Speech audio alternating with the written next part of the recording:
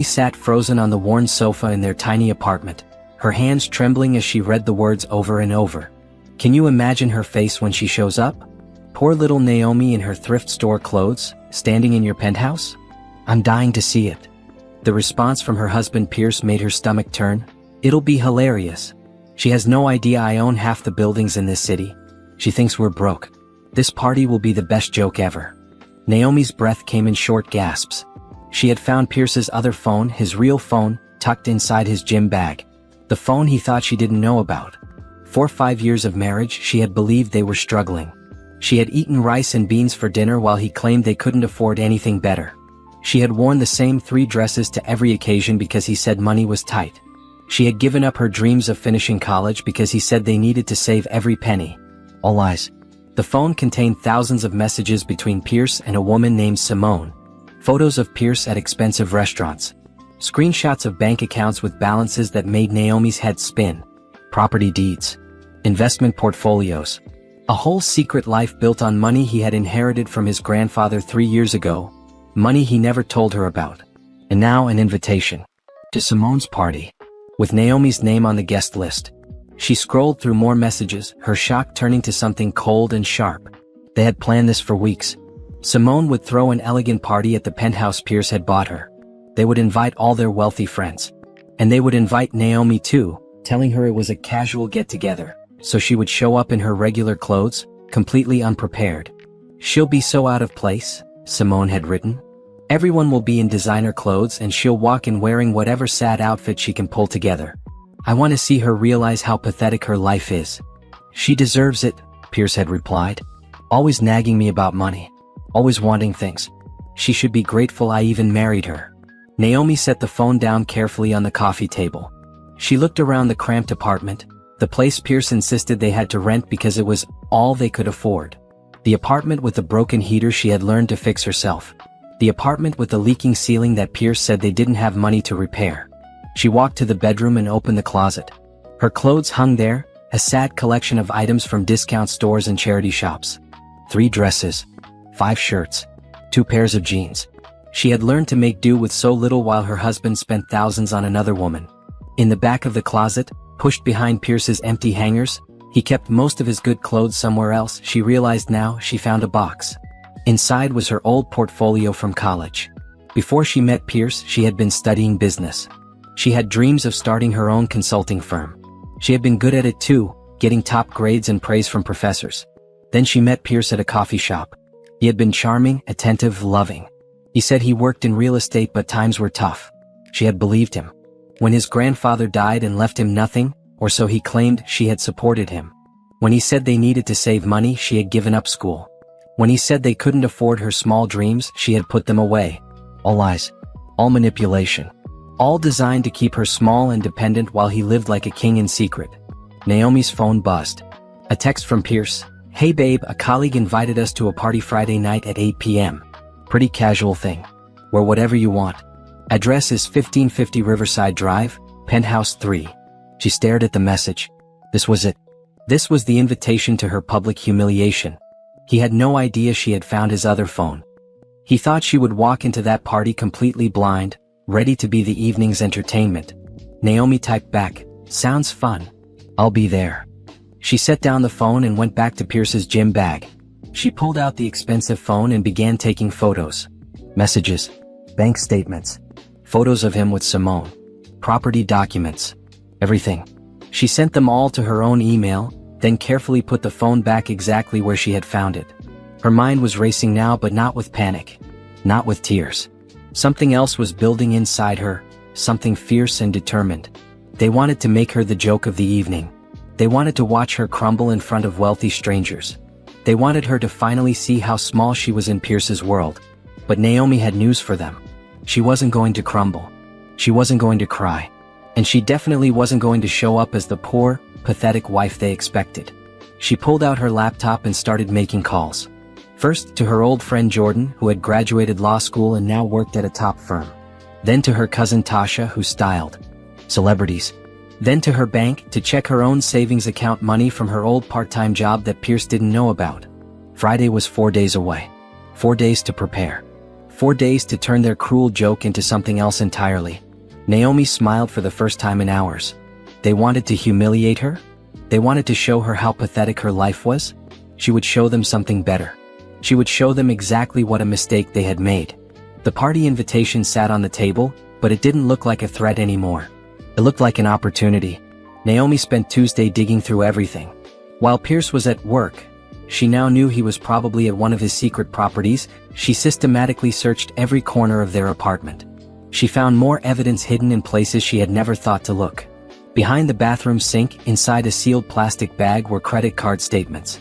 Charges for jewelry, expensive dinners, luxury hotels. None of it purchased for her. She photographed every page with steady hands. In a box labeled old tax documents, on the top shelf of the hall closet, she found property deeds.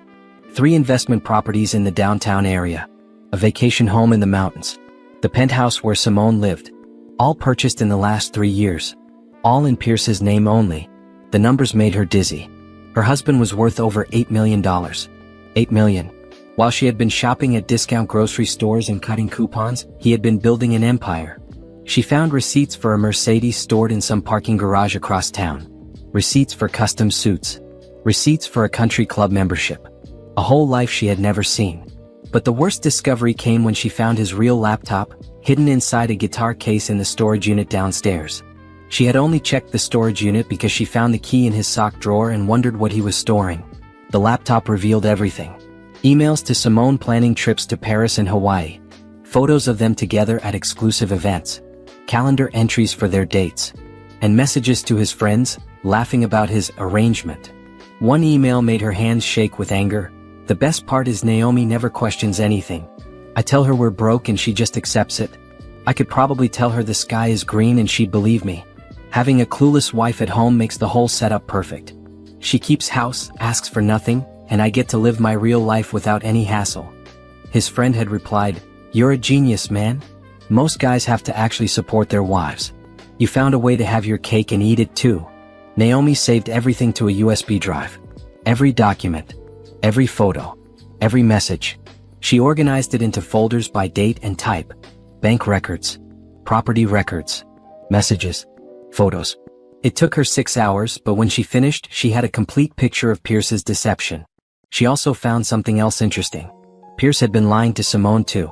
The messages revealed that he had told Simone he was divorced. He had shown her fake divorce papers. He had told her that Naomi was just a crazy ex who kept bothering him. Simone didn't know Pierce was actually still married. She thought she was his legitimate girlfriend. The party invitation was her way of helping him get closure by showing his ex-wife how much better his life was now. Both women had been played. But Naomi suspected that if Simone knew the truth, she would drop Pierce immediately. The messages showed Simone had strong opinions about men who cheat and liars. She had no idea she was the other woman. Naomi filed this information away. It might be useful later. By Wednesday morning, she had met with Jordan at a coffee shop downtown. Her old friend looked sharp in a tailored suit, carrying a leather briefcase. They had been close in college but lost touch when Naomi dropped out. Jordan had tried to stay in contact, but Pierce had always made excuses about why Naomi was too busy. Now, sitting across from each other with lattes between them, Jordan's face went from shock to fury as Naomi explained everything. "That bastard," Jordan said, keeping her voice low.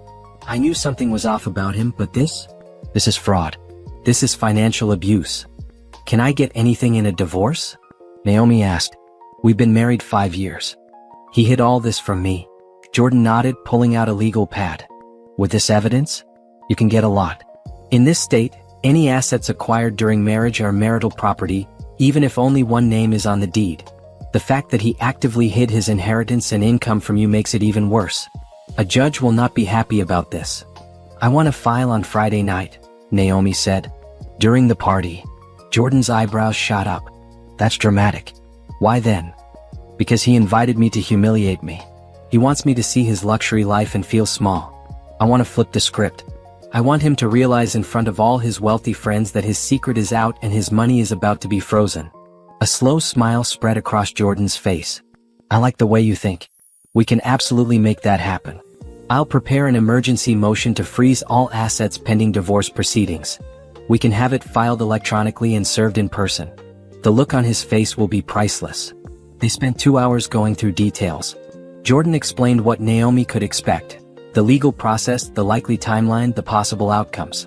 With the evidence Naomi had collected, Jordan was confident they could secure a favorable settlement. "He's going to fight this," Jordan warned. "Men like him always do. He'll hire expensive lawyers. He'll try to hide more money. He'll claim things belong to his business, not to the marriage. But we have proof he deliberately deceived you. That helps our case significantly." "I'm ready," Naomi said. "I've been living like I'm broke for years. I can handle a court battle." Jordan squeezed her hand. "You're stronger than you know. And you're not alone in this. I've got your back." Wednesday afternoon, Naomi did something she hadn't done in years. She called her mother. The relationship had been strained. Pierce had slowly isolated her from her family, always having excuses why they couldn't visit, always making comments about how exhausting her relatives were. Eventually the calls had stopped. The visits ended. Naomi had told herself it was just life getting busy. Now she knew it was another form of control. Keeping her isolated kept her dependent. Her mother answered on the third ring. "Naomi? Baby, is that you?" "Hi, Mom," Naomi said, her voice cracking slightly. "Are you okay? It's been so long. I've been worried." "I'm okay. Actually, I'm better than okay. I need to tell you something about Pierce." She explained everything. Her mother listened in silence until Naomi finished, then said quietly, "I never liked him. I never said anything because you seemed happy, but I never trusted that man. Something about him always felt off." "You were right," Naomi said. "About everything. What are you going to do?" "I'm going to take him for everything he's worth," Naomi said. "And then I'm going to rebuild my life the way I should have years ago." Her mother was quiet for a moment, then laughed, a sharp, proud sound. "That's my daughter. You go make him regret ever crossing you." They talked for another hour, catching up on lost time. Her mother told her about family events she had missed. Her younger brother's engagement. Her cousin's new baby. A whole life that had continued without her while she had been trapped in Pierce's web of lies.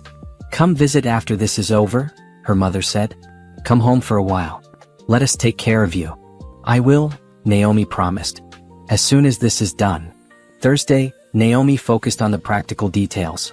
She opened a new bank account at a different bank, transferring her savings there. She gathered her important documents: birth certificate, social security card, passport. She packed a bag with essentials and took it to her cousin Tasha's house for safekeeping. Tasha lived in a stylish loft downtown, her walls covered with photos of celebrities she had styled. When Naomi explained what was happening, Tasha's reaction was immediate.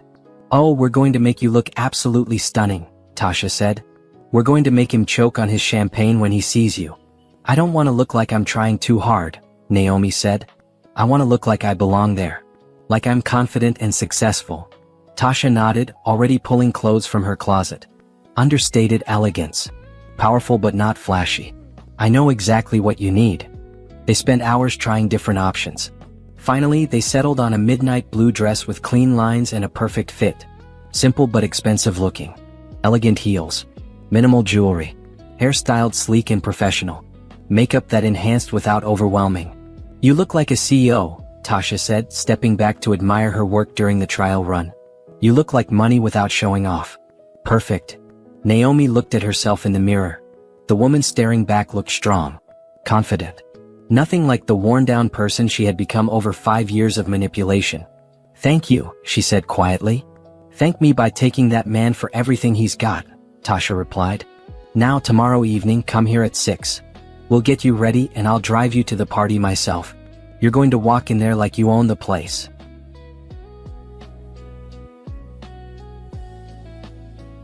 Friday morning, Naomi woke up calm. Pierce was already gone, probably preparing for his big evening of entertainment at her expense. She made herself breakfast, did yoga, and took her time getting ready for the day. At noon, Jordan called. "Everything is filed and ready. The process server will be at the party at 8:30. Are you sure about this timing?" "Completely sure," Naomi said. "Okay, then let's do this. One more thing, I'm coming to the party too." "What? How?" Jordan laughed. "I called the building and said I was Simone's event planner confirming details. Got myself added to the guest list as her coordinator. I'll be there in the background making sure everything goes smoothly. And if Pierce tries anything, I'll have witnesses." "You're amazing," Naomi said. "No, you're amazing. I'm just helping you shine. See you tonight." The rest of the day crawled by. Naomi cleaned the apartment one last time, collecting her remaining personal items. She wasn't coming back here. Whatever happened tonight, this chapter of her life was over. At 5:30, she locked the apartment door behind her and headed to Tasha's loft. The party started at 8. In 2.5 hours, everything would change. She was ready. The transformation took place in Tasha's loft as evening light filtered through the tall windows. Naomi sat in the styling chair while her cousin worked with the precision of someone who had dressed celebrities for red carpets and magazine covers. "Your hair is gorgeous," Tasha said, running her fingers through Naomi's natural curls. "Has Pierce ever even told you that?" "Not really," Naomi admitted. "He usually suggested I straighten it." "Of course he did. Controlling men always do that. They make you doubt the things that make you beautiful." Tasha picked up her styling tools. "Tonight we're embracing everything. Your curls, your confidence, everything he tried to diminish." The process was methodical. Tasha shaped Naomi's hair into an elegant updo that showcased her bone structure. The makeup was flawless but natural, glowing skin, defined eyes, a perfect lip. When Tasha brought out the midnight blue dress, Naomi slipped into it and felt something shift inside her. "Look at yourself," Tasha said, turning her toward the full-length mirror. The woman in the reflection looked powerful. The dress fit like it was custom-made, hugging her curves in all the right places. The color brought out the richness of her skin tone. The heels added height and confidence. Simple diamond earrings borrowed from Tasha's collection caught the light. "I look," Naomi started. "Expensive," Tasha finished. "You look like old money. Like someone who doesn't need to prove anything because they already have everything. That's exactly the energy we want." Naomi's phone buzzed. A message from Pierce, "Running late. See you at the party around 8:15. Don't stress about what to wear, nobody will be paying attention to you anyway." She showed Tasha, who snorted. "Oh, people are going to pay attention. Just not the way he thinks." At 7:30, Jordan arrived at the loft. She was dressed professionally but elegantly in a black pantsuit, carrying a leather bag that Naomi knew contained legal documents. "Holy hell," Jordan said when she saw Naomi. "You look incredible." "Thanks to Tasha," Naomi said. "Thanks to yourself," Tasha corrected. "I just enhanced what was already there. The real transformation is happening inside you." Jordan sat down and reviewed the plan one more time. "I'll arrive first, around 7:45, playing the role of event coordinator. I'll scope out the venue, identify witnesses, and make sure everything is in position. The process server, Ben, will arrive at 8:30 sharp. He'll be dressed as a guest, so he won't draw immediate attention." "What should I do when he serves the papers?" Naomi asked. "Nothing dramatic," Jordan said. "Let Pierce react. Let him make a scene if he wants. You stay calm and composed. That's what will really get under his skin, seeing that you're not falling apart." "What about Simone?" Naomi asked. "She doesn't know Pierce is still married." Jordan nodded. "That's going to be an interesting moment. When she realizes she's the other woman, she's probably going to be furious. Let her be. Let them turn on each other. Your job is just to stand there looking unbothered." "I can do that," Naomi said. Tasha checked her watch. "It's 7:40. We should head out. Traffic downtown can be tricky." They rode together in Tasha's sleek car, jazz music playing softly. Naomi watched the city lights pass by, feeling strangely calm. This should have been terrifying, confronting her husband in front of strangers, ending her marriage publicly, stepping into a world she didn't belong to. But instead she felt clear, focused, ready. "You know what's funny?" she said suddenly. "I'm not even nervous." "That's because you know you're right," Jordan said from the front seat. "When you're standing in truth, there's nothing to be nervous about." They dropped Jordan off a block from the building so she could arrive separately. Then Tasha drove to the front entrance where a valet was stationed. "Are you ready?" Tasha asked. Naomi took a deep breath. "Yes. Remember, you belong there. You have every right to be in that room. And you look absolutely stunning." "Thank you," Naomi said. "For everything." "Go get him," Tasha said with a fierce smile. Naomi stepped out of the car. The evening air was cool against her skin.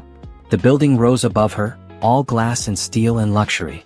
The kind of place Pierce had been visiting while she ate ramen noodles for dinner. The doorman held the elevator for her. "Penthouse 3?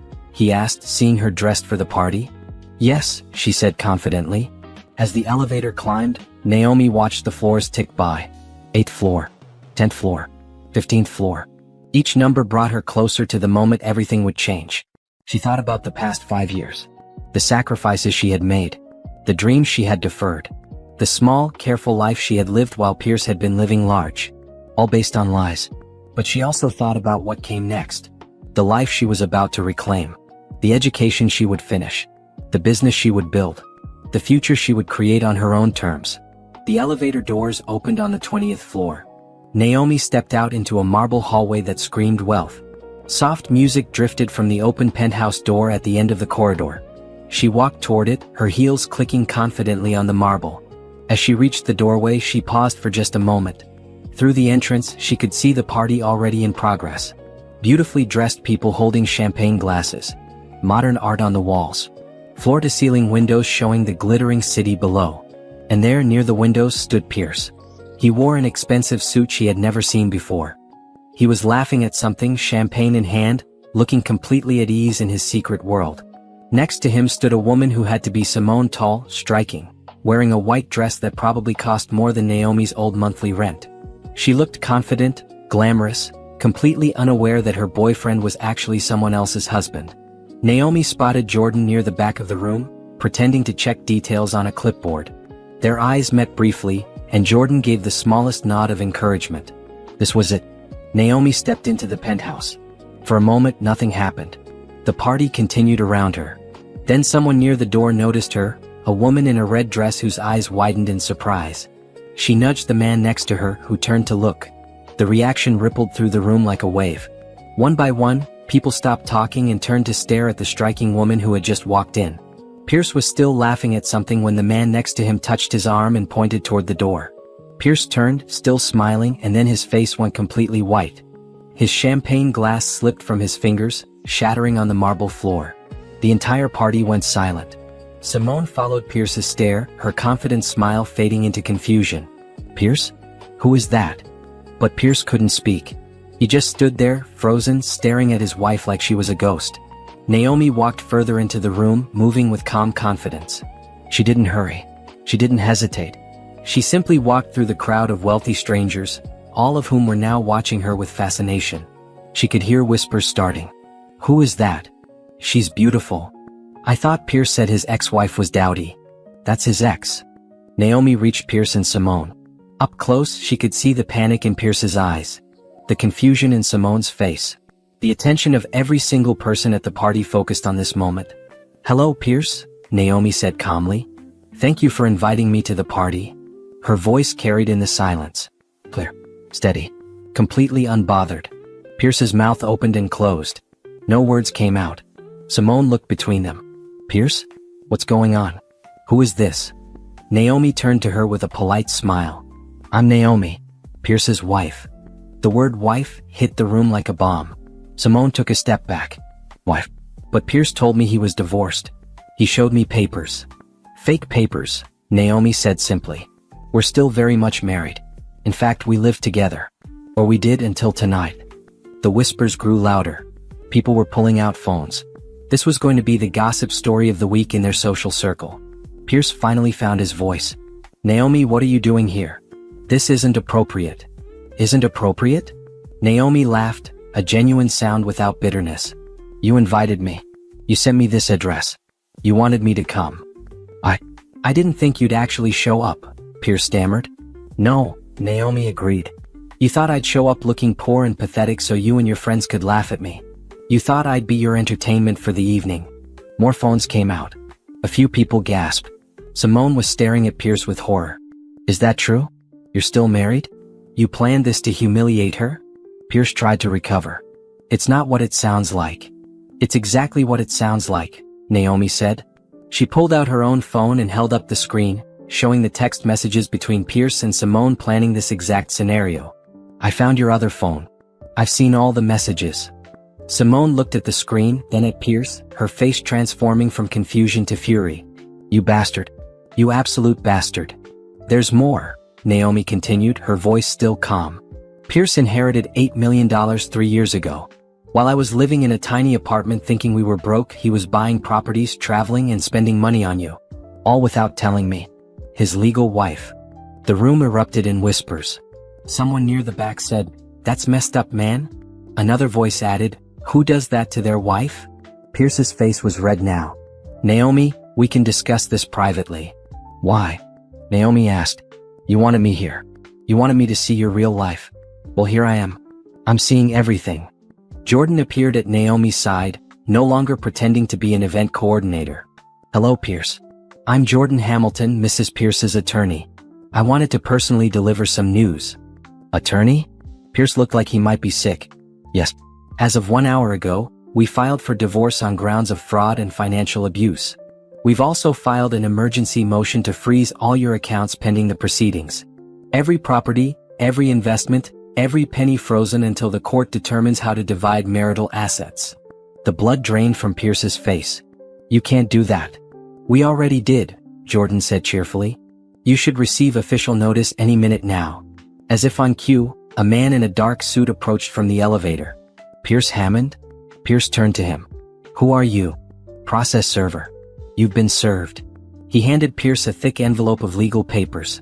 The room was completely silent now except for the rustling of papers as Pierce opened the envelope with shaking hands. His eyes scanned the documents, growing wider with each page. Simone was backing away from him. "I can't believe this. I can't believe any of this. You told me you were divorced. You told me she was crazy and obsessive." "I told you what?" Naomi said, turning to her with interest. "He said you were his ex-wife who kept stalking him. He said the divorce was finalized 2 years ago." Several people in the crowd gasped. This was better than reality TV. Naomi shook her head. "I've never stalked anyone. Until 4 days ago I thought we had a happy marriage. A broke marriage but a happy one. I had no idea he had money. No idea about you. No idea about any of this."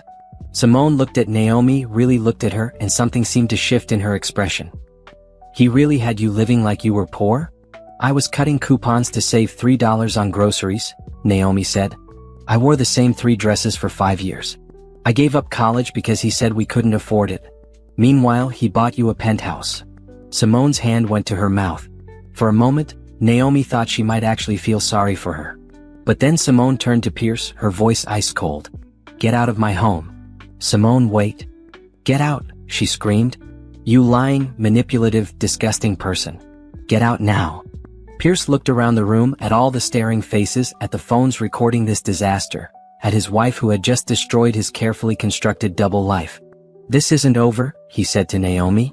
"You're right," Naomi agreed. "It's not over. I'm going to make sure every penny you hid from me is accounted for. I'm going to make sure everyone knows exactly what kind of person you are. And I'm going to make sure you never do this to anyone else." "You'll never win in court," Pierce said desperately. "I have the best lawyers. I have resources. And I have the truth," Naomi said. "Plus, thanks to your messages, I have evidence of every lie you've told. Every penny you've hidden. Every property you've bought. It's all documented. All saved. All ready for court." Jordan stepped forward. "Mr. Hammond, I suggest you retain your own legal counsel immediately. This is going to be a complex case." Pierce looked at the envelope in his hands, at the divorce papers and frozen asset notices. He looked at Simone, who was glaring at him with pure hatred. He looked at the room full of his wealthy friends, all of whom were now seeing him in a completely different light. Then he looked at Naomi, standing tall, confident, absolutely unshaken, and she saw the moment he realized he had lost. Not just the marriage, not just the money, but the control, the power, the ability to keep her small and invisible. Without another word, Pierce pushed through the crowd and left the penthouse. The elevator doors closed behind him and he was gone. The silence that followed was deafening. Then Simone spoke. "I'm so sorry," she said to Naomi. "I had no idea. I would never have, if I had known he was married." "I believe you," Naomi said. "He lied to both of us. He's the problem, not you." Simone nodded, tears streaming down her face. "I need everyone to leave. Party's over." The guests began filing out, still whispering among themselves. But several people stopped to speak to Naomi on their way out. "That took courage," one older woman said. "Good for you." A man in an expensive suit handed her his business card. "I own a financial consulting firm. If you ever need help managing your settlement, call me." What your husband did was inexcusable. One by one, the people who were supposed to watch her humiliation instead offered support, contacts, respect. When the penthouse was finally empty except for Naomi, Jordan, and Simone, Simone collapsed onto her white sofa. "I can't believe this," she said. "I can't believe he played me like that." "He's done it before," Jordan said. "Men like Pierce always have a pattern." Simone looked at Naomi. "Are you really going to take him for everything?" "Every penny I'm entitled to," Naomi said. "And then I'm going to rebuild my life." "Good," Simone said. "Take it all. He deserves it." Naomi turned to leave, Jordan following. But at the door she paused and looked back at Simone. "For what it's worth, you didn't know. That makes a difference."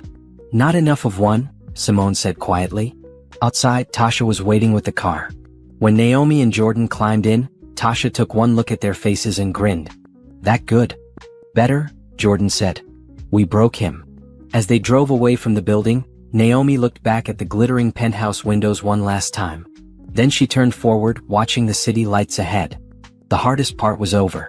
Now came the next chapter: rebuilding, fighting, and reclaiming everything that should have been hers all along. But tonight she had won. She had walked into that party as the joke and walked out with her dignity intact and her future secured. That was enough for now. The morning after the party, Naomi woke up in Tasha's guest room to find her phone flooded with messages. Some were from numbers she didn't recognize, friends of friends who had heard about the party confrontation. Others were from family members her mother had clearly called to spread the news. But the most important message was from Jordan. "Pierce hired Theodore Brooks. He's bringing in the big guns. We need to meet today." Theodore Brooks was infamous in legal circles. He specialized in protecting wealthy men during divorces, using every delay tactic and loophole available. The fact that Pierce had retained him within 12 hours meant he was taking the divorce seriously. Good. Naomi wanted him to take it seriously. She met Jordan at the law firm's office at noon. The building was impressive, 30 stories of glass and steel in the financial district. Jordan's office was on the 15th floor, with windows overlooking the city.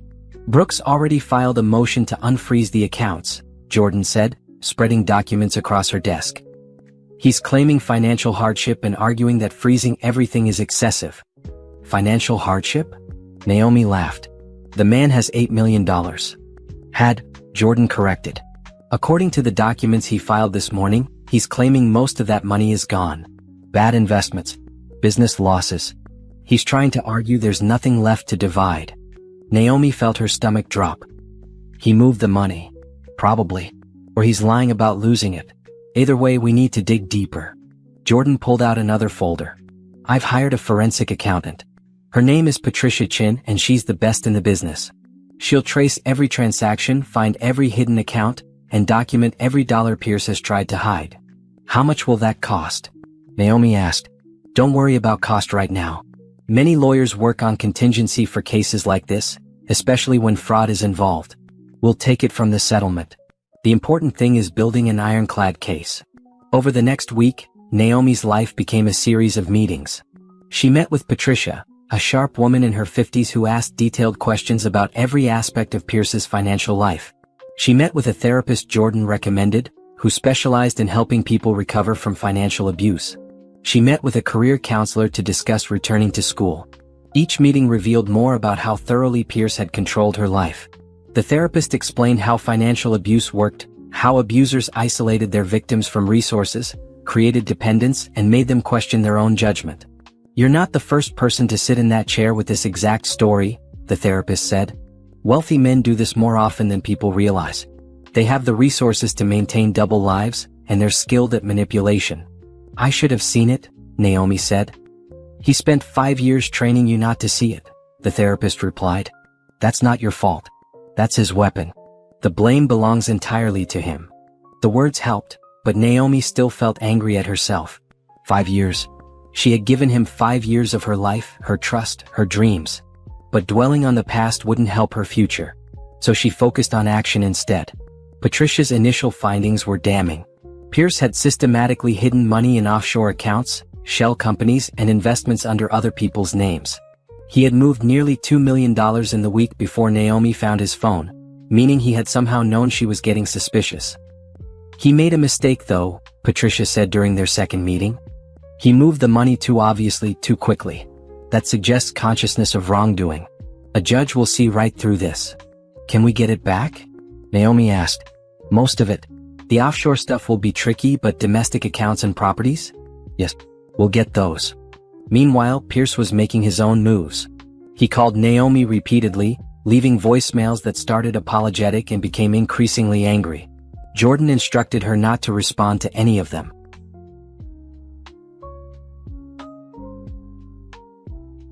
The idea excited Naomi. She could build something meaningful from this tragedy.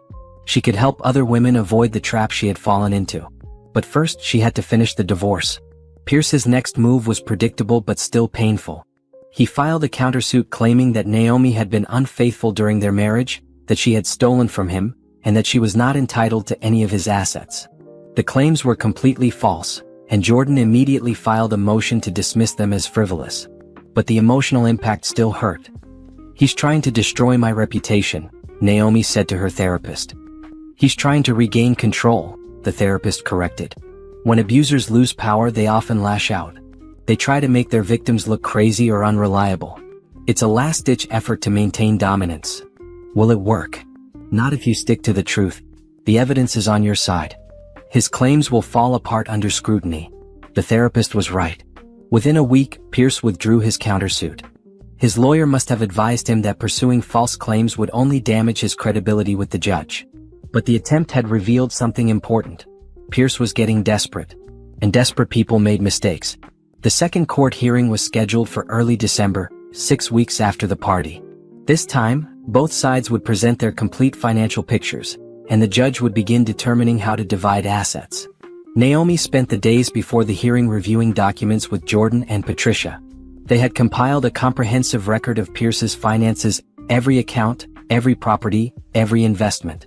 They had also documented his deliberate concealment of these assets throughout the marriage.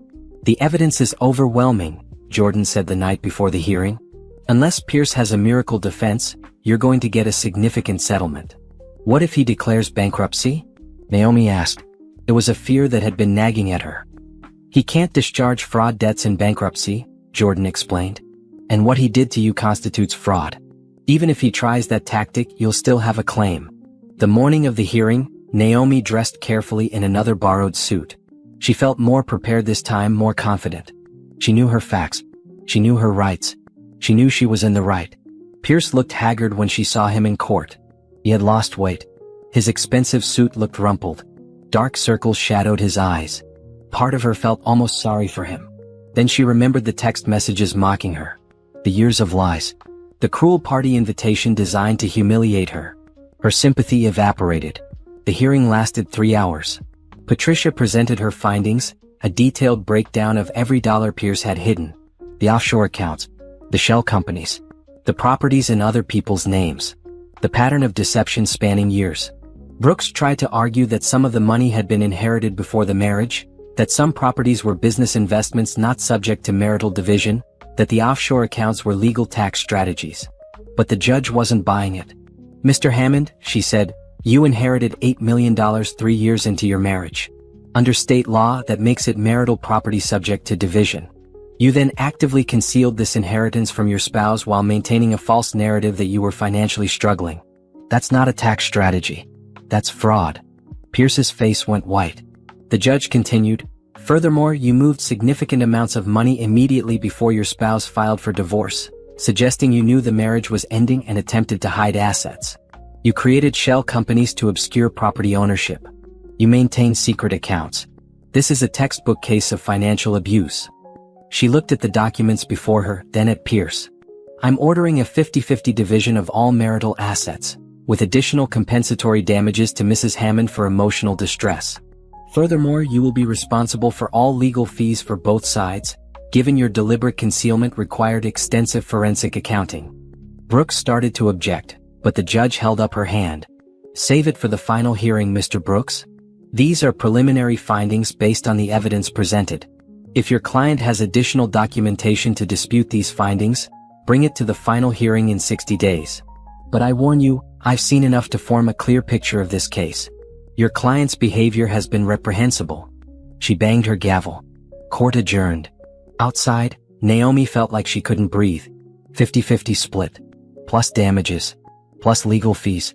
"How much is that?" she asked Jordan. Jordan calculated quickly. After lawyer fees and taxes? Probably somewhere around $3.5 million. Maybe more, depending on the final property valuations. $3.5 million. More money than Naomi had ever imagined having. I can finish school, she said softly. You can do anything you want, Jordan replied. You can build the life you should have had all along. That evening, Naomi met her mother for dinner at a small restaurant near her mother's house. It was the first time they had seen each other in person in over a year. Her mother hugged her tightly. I'm so proud of you, baby. You stood up for yourself. You fought back. That takes incredible courage. I'm not done yet, Naomi said.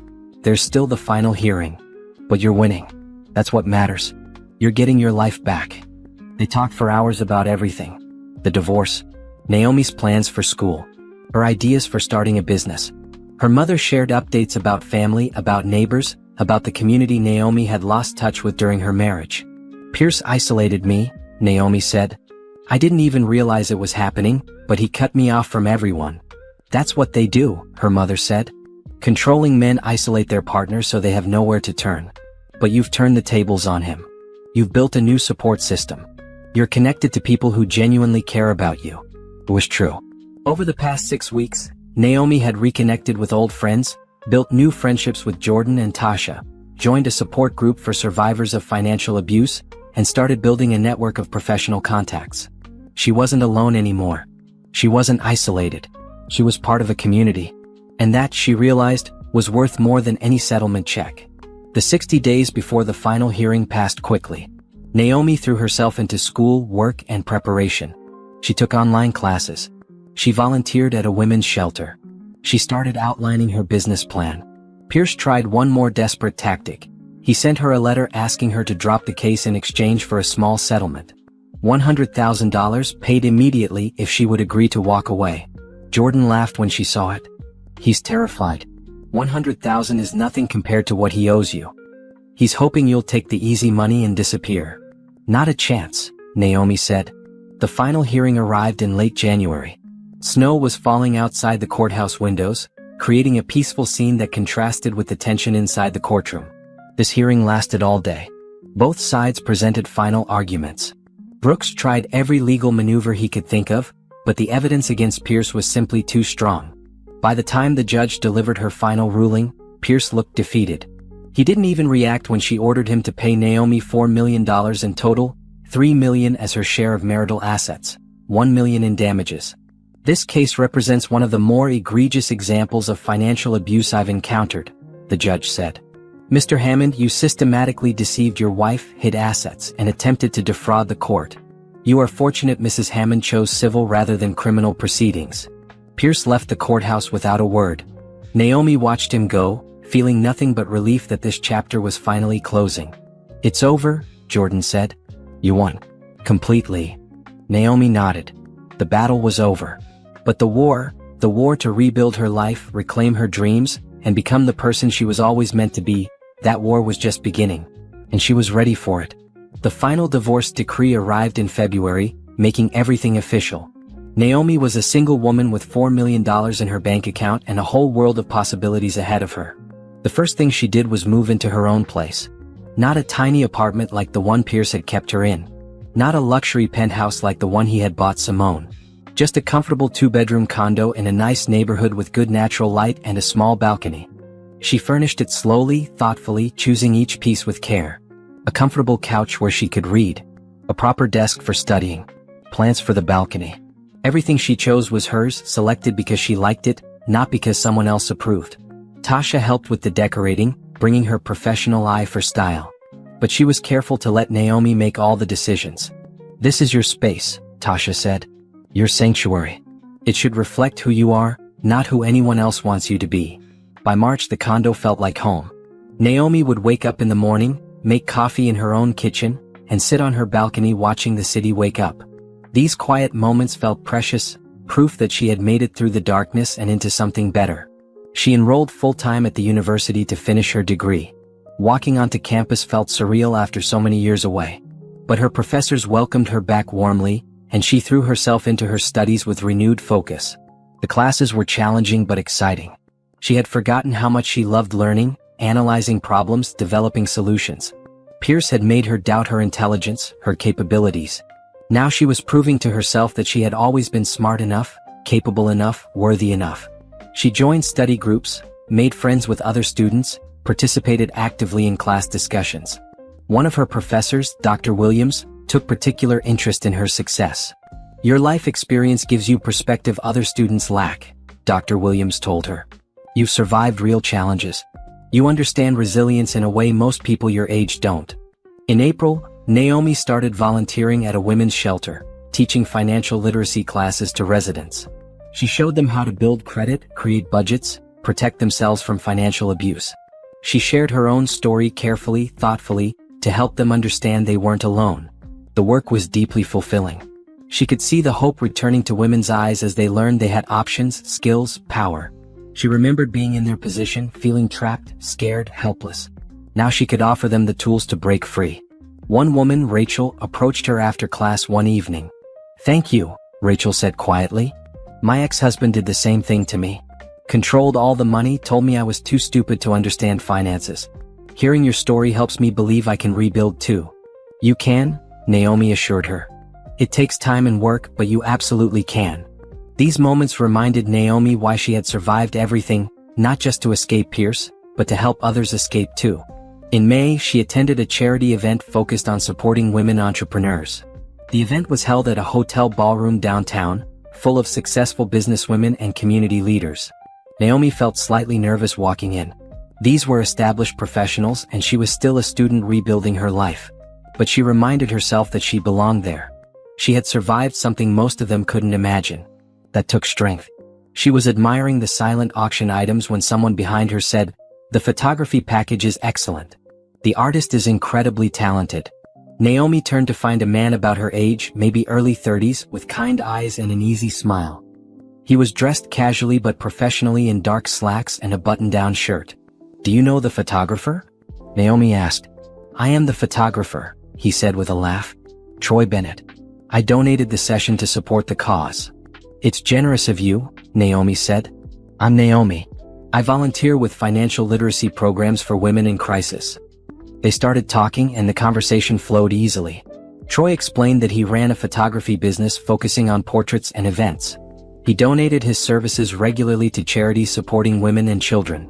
"My mother left an abusive relationship when I was 10, Troy explained. "We had nothing. A women's shelter gave us a place to stay and helped her get back on her feet. I donate to causes like this because I remember what it meant to receive that help." Naomi felt herself relaxing. Troy understood. He had lived through the aftermath of abuse from the other side, as the child watching his mother rebuild. He knew what recovery looked like. They exchanged business cards. Troy's card had a simple, elegant design with his website and phone number. Naomi's card was new, freshly printed, listing her as an independent financial consultant. "You're starting your own business?" Troy asked. "Eventually," Naomi said. "Still finishing my degree first. But I'm building toward it." "That's impressive," Troy said genuinely. "Starting over takes courage." They talked for another 20 minutes before other people interrupted, drawing Troy away to discuss his photography and pulling Naomi into a conversation about her volunteer work. But before the evening ended, Troy found her again. "I know this might be forward," he said, "but would you like to have coffee sometime? I'd enjoy continuing our conversation." Naomi hesitated. She had sworn off relationships at least for now. She needed to focus on rebuilding herself, not on finding someone new. But Troy didn't feel like a threat. He felt safe, kind, genuine. And it was just coffee. "Okay," she said. "Coffee sounds nice." They met the following Saturday at a quiet cafe near the university. Troy arrived on time, carrying a small bouquet of daisies. "I wasn't sure if flowers were appropriate," he said, "but my mother always says you can't go wrong with daisies." Naomi accepted them with a smile. "They're perfect." They ordered coffee and settled into a corner booth. The conversation picked up where it had left off at the charity event, flowing naturally from topic to topic. Troy told her about growing up in the shelter system, watching his mother work 3 jobs while going to night school. About learning photography as a teenager when a community center offered free classes. About building his business slowly over 10 years, reinvesting every penny until he could finally support himself comfortably. "It wasn't easy," Troy admitted. "There were years I barely made rent. But I kept showing up, kept improving, kept believing it would work out." Naomi shared her own story, the abbreviated version, touching on Pierce's betrayal but focusing more on her recovery. She talked about finishing school, building her consulting business, helping other women avoid the traps she had fallen into. "You're turning trauma into purpose," Troy observed. "That's powerful. It helps make sense of everything," Naomi said. "If I can help even one person avoid what I went through, then maybe it wasn't all for nothing." They talked for 3 hours. When they finally left the cafe, Troy walked her to her car. "Can I see you again?" he asked. "Yes," Naomi said. "I'd like that." Over the next few months, they saw each other regularly. Coffee dates became dinner dates. Dinner dates became walks through the park, visits to art museums, cooking together at Naomi's condo. Troy was patient with Naomi's boundaries. He never pushed for more than she was ready to give. When she explained she needed to take things slow, that she was still healing from her marriage, he simply nodded and said, "We move at your pace. No pressure." That patience meant everything. Pierce had always pushed, demanded, controlled. Troy simply existed beside her, supportive but not suffocating. By June, Naomi was busy with final exams. She spent long nights studying, writing papers, preparing presentations. Troy would bring her coffee and snacks, then quietly leave her to work. He didn't demand her attention or complain about her busy schedule.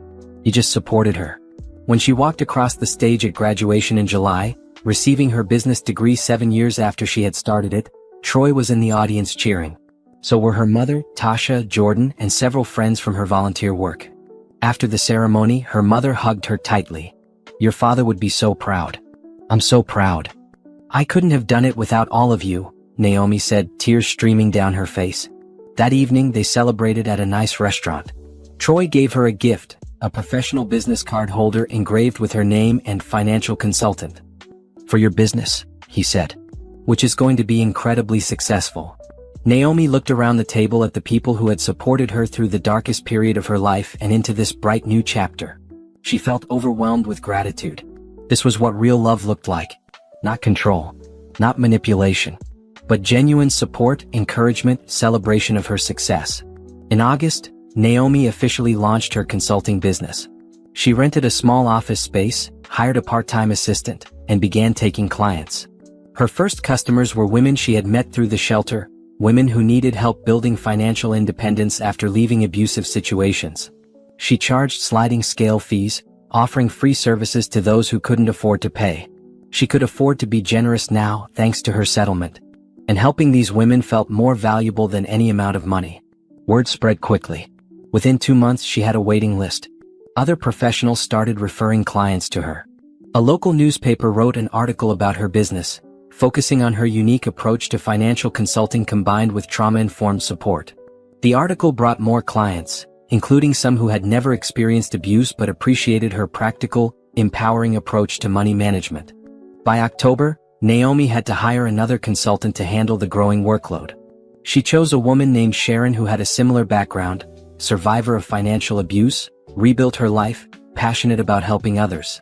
"We're building something important," Sharon said during her first week. "This isn't just business. This is changing lives."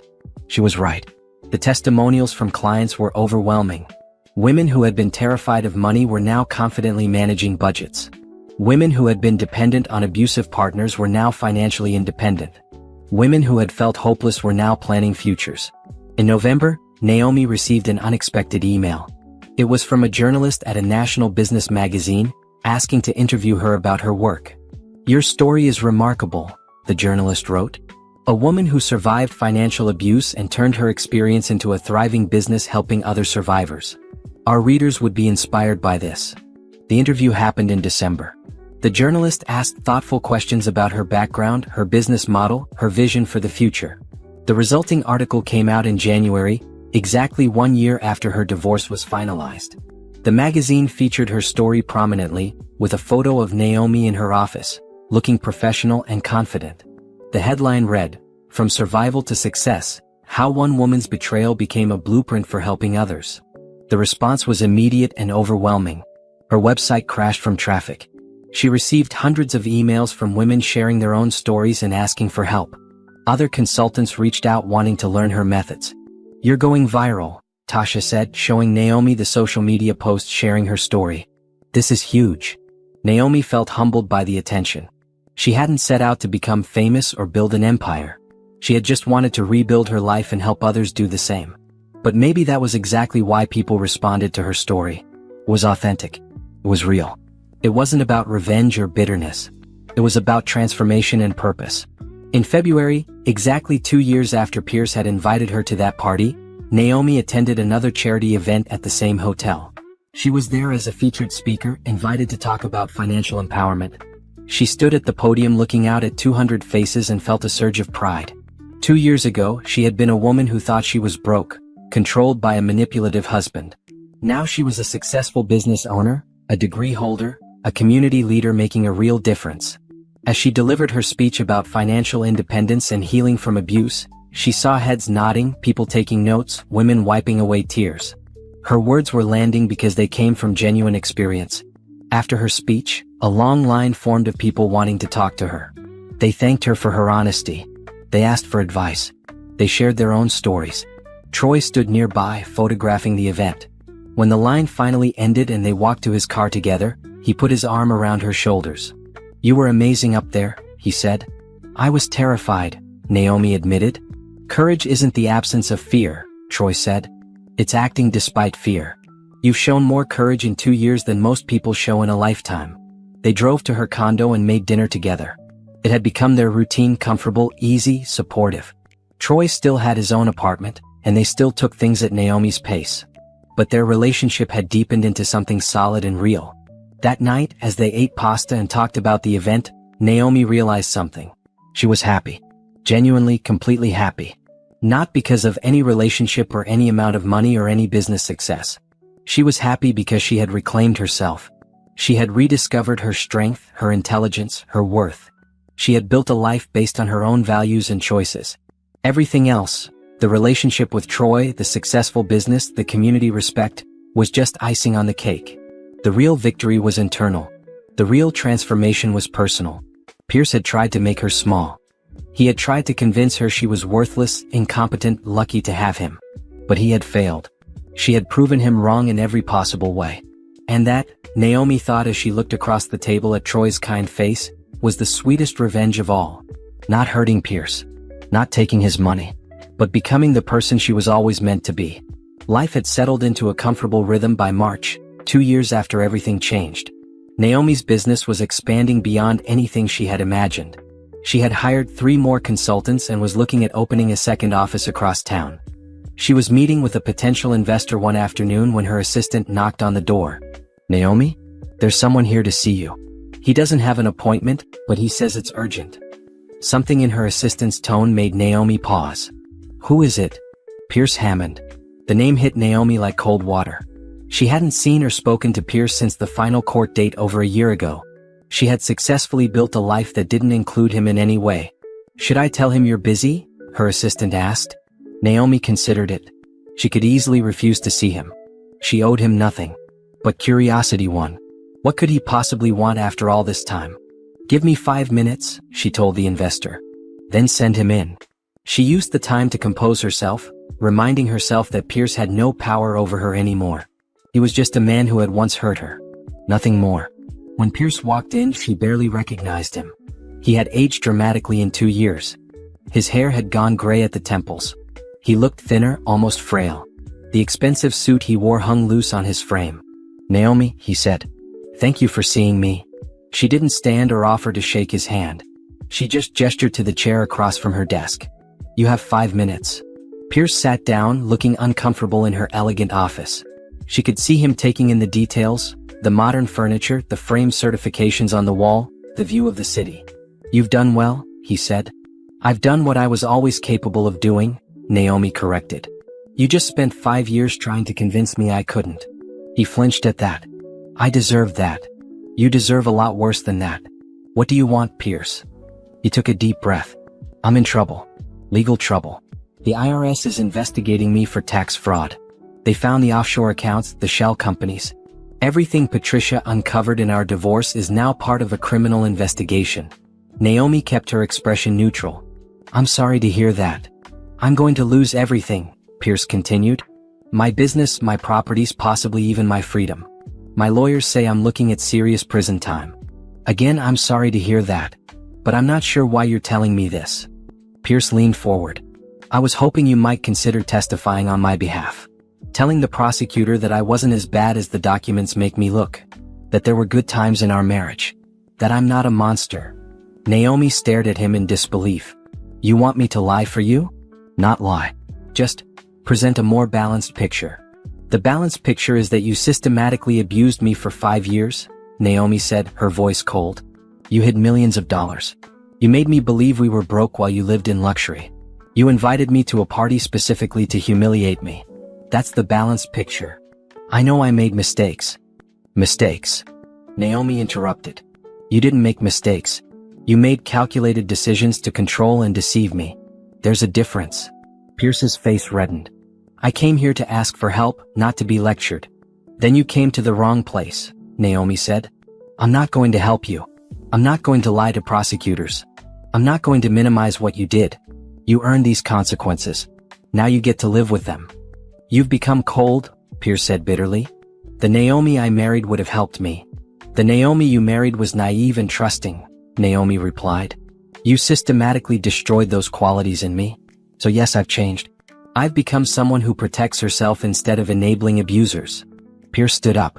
Fine. I shouldn't have expected anything different. You've clearly moved on. I have, Naomi agreed. Completely. He walked to the door, then paused and turned back. I saw the magazine article about you. You made it sound like I ruined your life. You tried to, Naomi said. But I didn't let you. I rebuilt something better than what you destroyed. That must really bother you. Pierce's jaw tightened. You know what bothers me? You built your entire business on our story.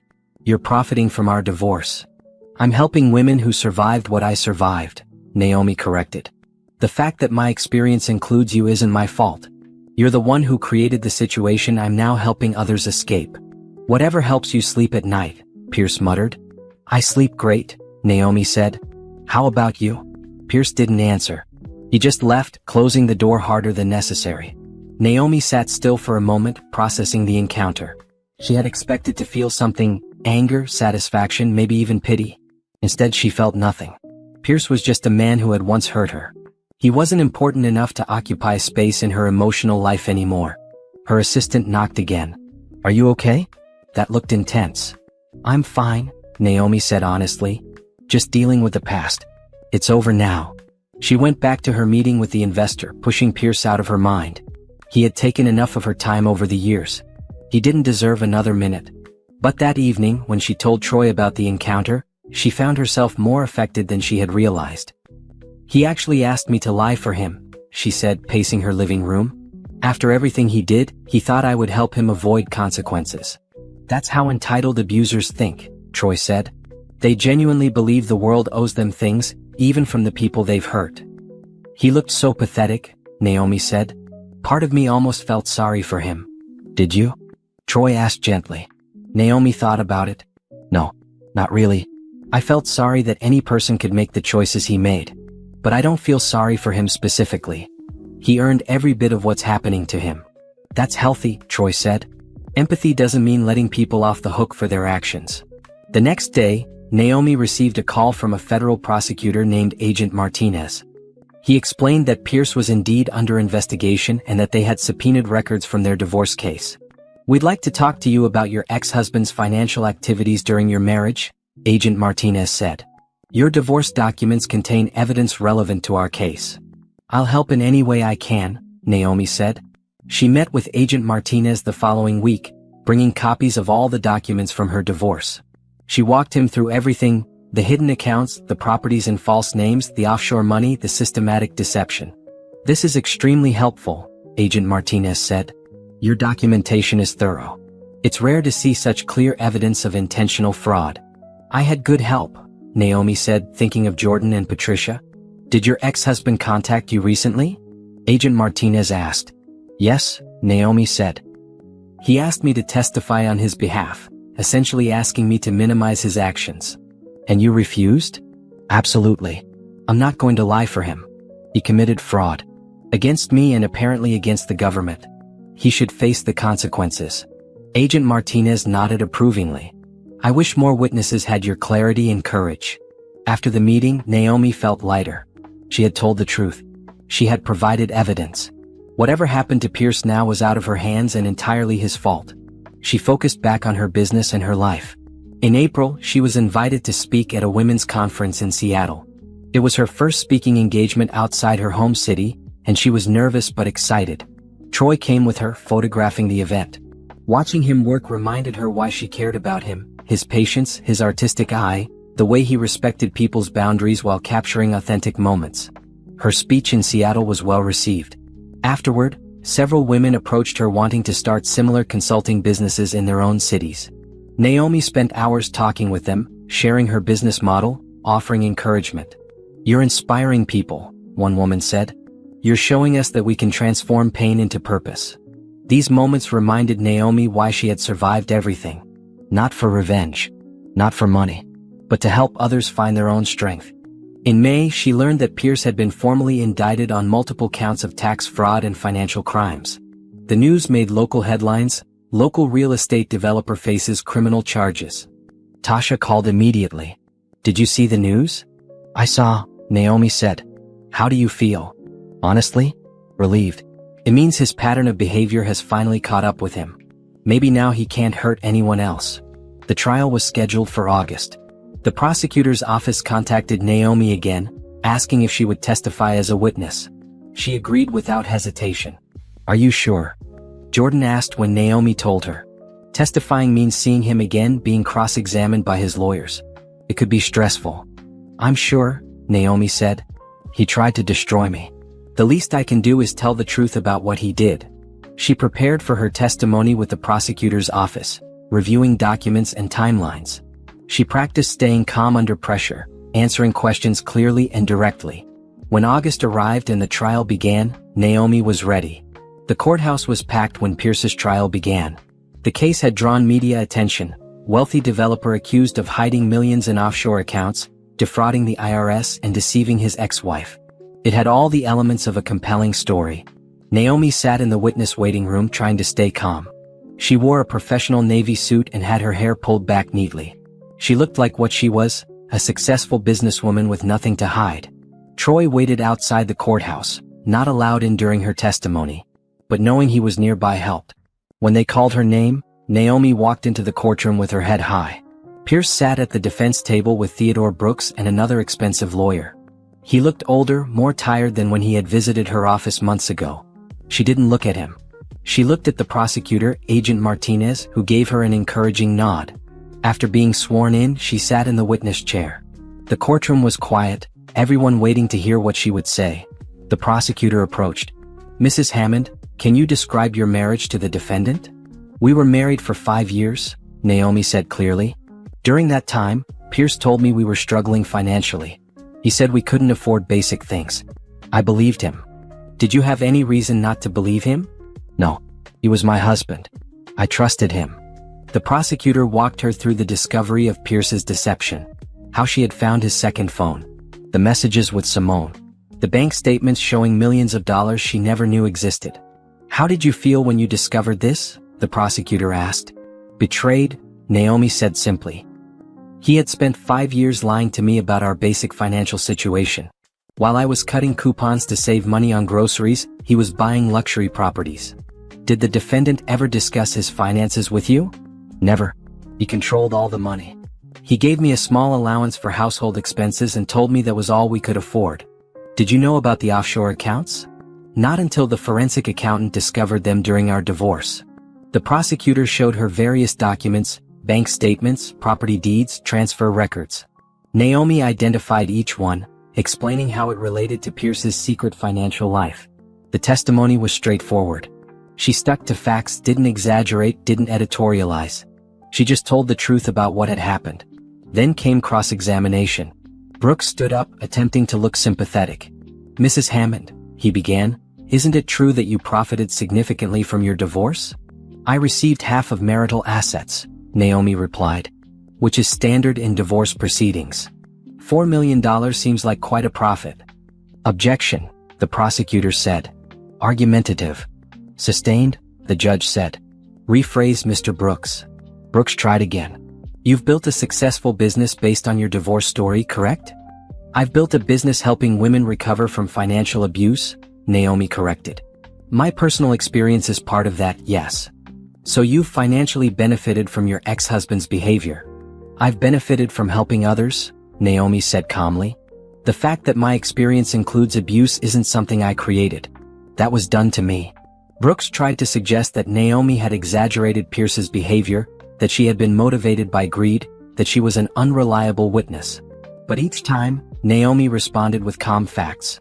I have documentation of everything I've testified to, she said. Bank records, messages, property deeds. These aren't opinions. They're facts. After 90 minutes, Brooks gave up and sat down. He had made no dents in her testimony. You may step down, the judge said. Naomi left the witness stand feeling exhausted but strong. She had told the truth. She had remained calm. She had done what she came to do. Outside the courthouse, Troy was waiting with coffee and a supportive smile. How did it go? He asked. It went well, Naomi said. I told the truth. That's all I needed to do. The trial continued for 2 more weeks. Other witnesses testified: IRS agents, forensic accountants, Pierce's former business partners. The evidence against Pierce was overwhelming. The defense tried to argue that Pierce had made innocent mistakes, that the offshore accounts were legal tax strategies, that he had intended to eventually tell his wife about the money. But the prosecution systematically dismantled every argument. They showed the jury that Pierce had deliberately created shell companies to hide assets, that he had moved money specifically to avoid detection, that he had lied repeatedly to the IRS, to his wife, and to the court during his divorce. When closing arguments came, the prosecutor summarized everything clearly. This is not a case about complicated financial structures or innocent mistakes. This is a case about a man who deliberately, systematically committed fraud for years. He hid money from the government. He deceived his wife. He created false documents. And when he was caught, he tried to hide even more money. The evidence is clear, comprehensive, and damning. The jury deliberated for 2 days. Naomi didn't attend the final proceedings, but Jordan kept her updated. When the verdict came back, it was guilty on all counts. Tax fraud, financial crimes, obstruction of justice, everything. The judge scheduled sentencing for 6 weeks later. Pierce faced up to 15 years in federal prison. Naomi felt a complicated mix of emotions when she heard the news. Not joy, she didn't enjoy seeing anyone face prison. But relief, justice, validation that she had been right about Pierce's behavior. You must feel vindicated, Tasha said when they met for dinner that night. I feel like the truth won, Naomi said. That's all I wanted. For people to know what really happened. Troy squeezed her hand across the table. You showed incredible courage throughout all of this. Testifying, facing him in court, telling your story publicly. That took real strength. I did what needed to be done, Naomi said. Other women are watching. They need to see that abusers face consequences. That speaking up matters. The sentencing hearing happened in October, 3 years after that fateful party. Pierce's lawyers asked for leniency, presenting character witnesses who testified that Pierce had done good things in his life. But the judge wasn't moved. Mr. Hammond, she said, you had every advantage. Wealth, education, opportunity. Instead of using those advantages responsibly, you used them to deceive and manipulate. You betrayed your wife's trust. You defrauded the government. You showed no remorse until you were caught, and even then your primary concern was avoiding consequences rather than taking responsibility. She sentenced him to 12 years in federal prison, with no possibility of early parole. Additionally, he had to pay back taxes, penalties, and restitution totaling millions of dollars. Pierce showed no emotion as the sentence was read. He simply stood there, defeated, as the bailiffs led him away. Naomi watched from the gallery. She felt nothing for him now, not hatred, not satisfaction, not even pity. Just a sense of closure. This chapter of her life was finally, completely finished. Outside the courthouse, several reporters asked for her comment. I hope this case sends a message, Naomi said. Financial abuse is real. It has serious consequences. And survivors who speak up should be believed and supported. The reporters asked if she felt the sentence was fair. I think the sentence reflects his actions, Naomi said. He made deliberate choices over many years. Now he faces the consequences of those choices. Do you forgive him? One reporter asked. Naomi paused at that question. Forgiveness is complicated. I don't wish him additional harm. But I also don't forget what he did. I've moved forward with my life, and that's what matters most to me. That evening her mother called. "I saw the news. How are you feeling, baby?" "I'm okay," Naomi said. "Actually, I'm better than okay. I'm relieved it's over." "You've been so strong through all of this," her mother said. "Your father would be so proud of the woman you've become." Naomi felt tears prick her eyes. Her father had died when she was young, but she still remembered his advice. Stand up for yourself. Don't let anyone make you feel small. She had followed that advice. Even when it was hard. Even when it meant facing her abuser in court. Even when it meant telling her painful story publicly. And now, finally, she could close this chapter completely and focus entirely on the future. The next day she received an unexpected email. It was from Simone, Pierce's former mistress, who Naomi hadn't heard from since the party 3 years ago. "Dear Naomi," the email began. "I saw the news about Pierce's sentencing. I wanted to reach out to say I'm sorry. Not just for my role in what happened to you but for doubting your story at first. When you told me at the party that Pierce was still married, part of me didn't want to believe it. It was easier to think you were exaggerating. But you weren't. You were telling the truth about everything. I should have believed you immediately. I should have supported you. Instead, I spent months angry at both of you. It took me too long to realize that we were both his victims, just in different ways. I'm truly sorry for that. I hope you're doing well. Based on what I've read about your business, it seems like you've built an amazing life. You deserve that after everything you went through. Thank you for being strong enough to speak the truth, even when it was difficult. Sincerely, Simone." Naomi read the email twice, surprised by the emotions it stirred. She had spent so little time thinking about Simone over the past 3 years. In her mind, Simone was just another person Pierce had manipulated. She sat with the email for a day before responding. "Dear Simone," she wrote. "Thank you for reaching out. I appreciate your apology, though I want you to know I never blamed you for what Pierce did. He lied to both of us. The responsibility for that lies entirely with him, not with you. I hope you've also been able to rebuild your life. What happened affected both of us and we both deserved better. Take care, Naomi." She hit send, feeling another small piece of closure click into place. The past was truly past now. All the players in that chapter of her life had moved on. Now she could focus entirely on what came next, the exciting, fulfilling life she was building on her own terms. That weekend, Troy took her to dinner at a nice restaurant overlooking the water. It was a celebration, he said, though he wouldn't tell her what they were celebrating. After dinner, as they walked along the waterfront, Troy stopped at a bench and turned to face her. "Naomi," he said, "these past 2 years with you have been incredible.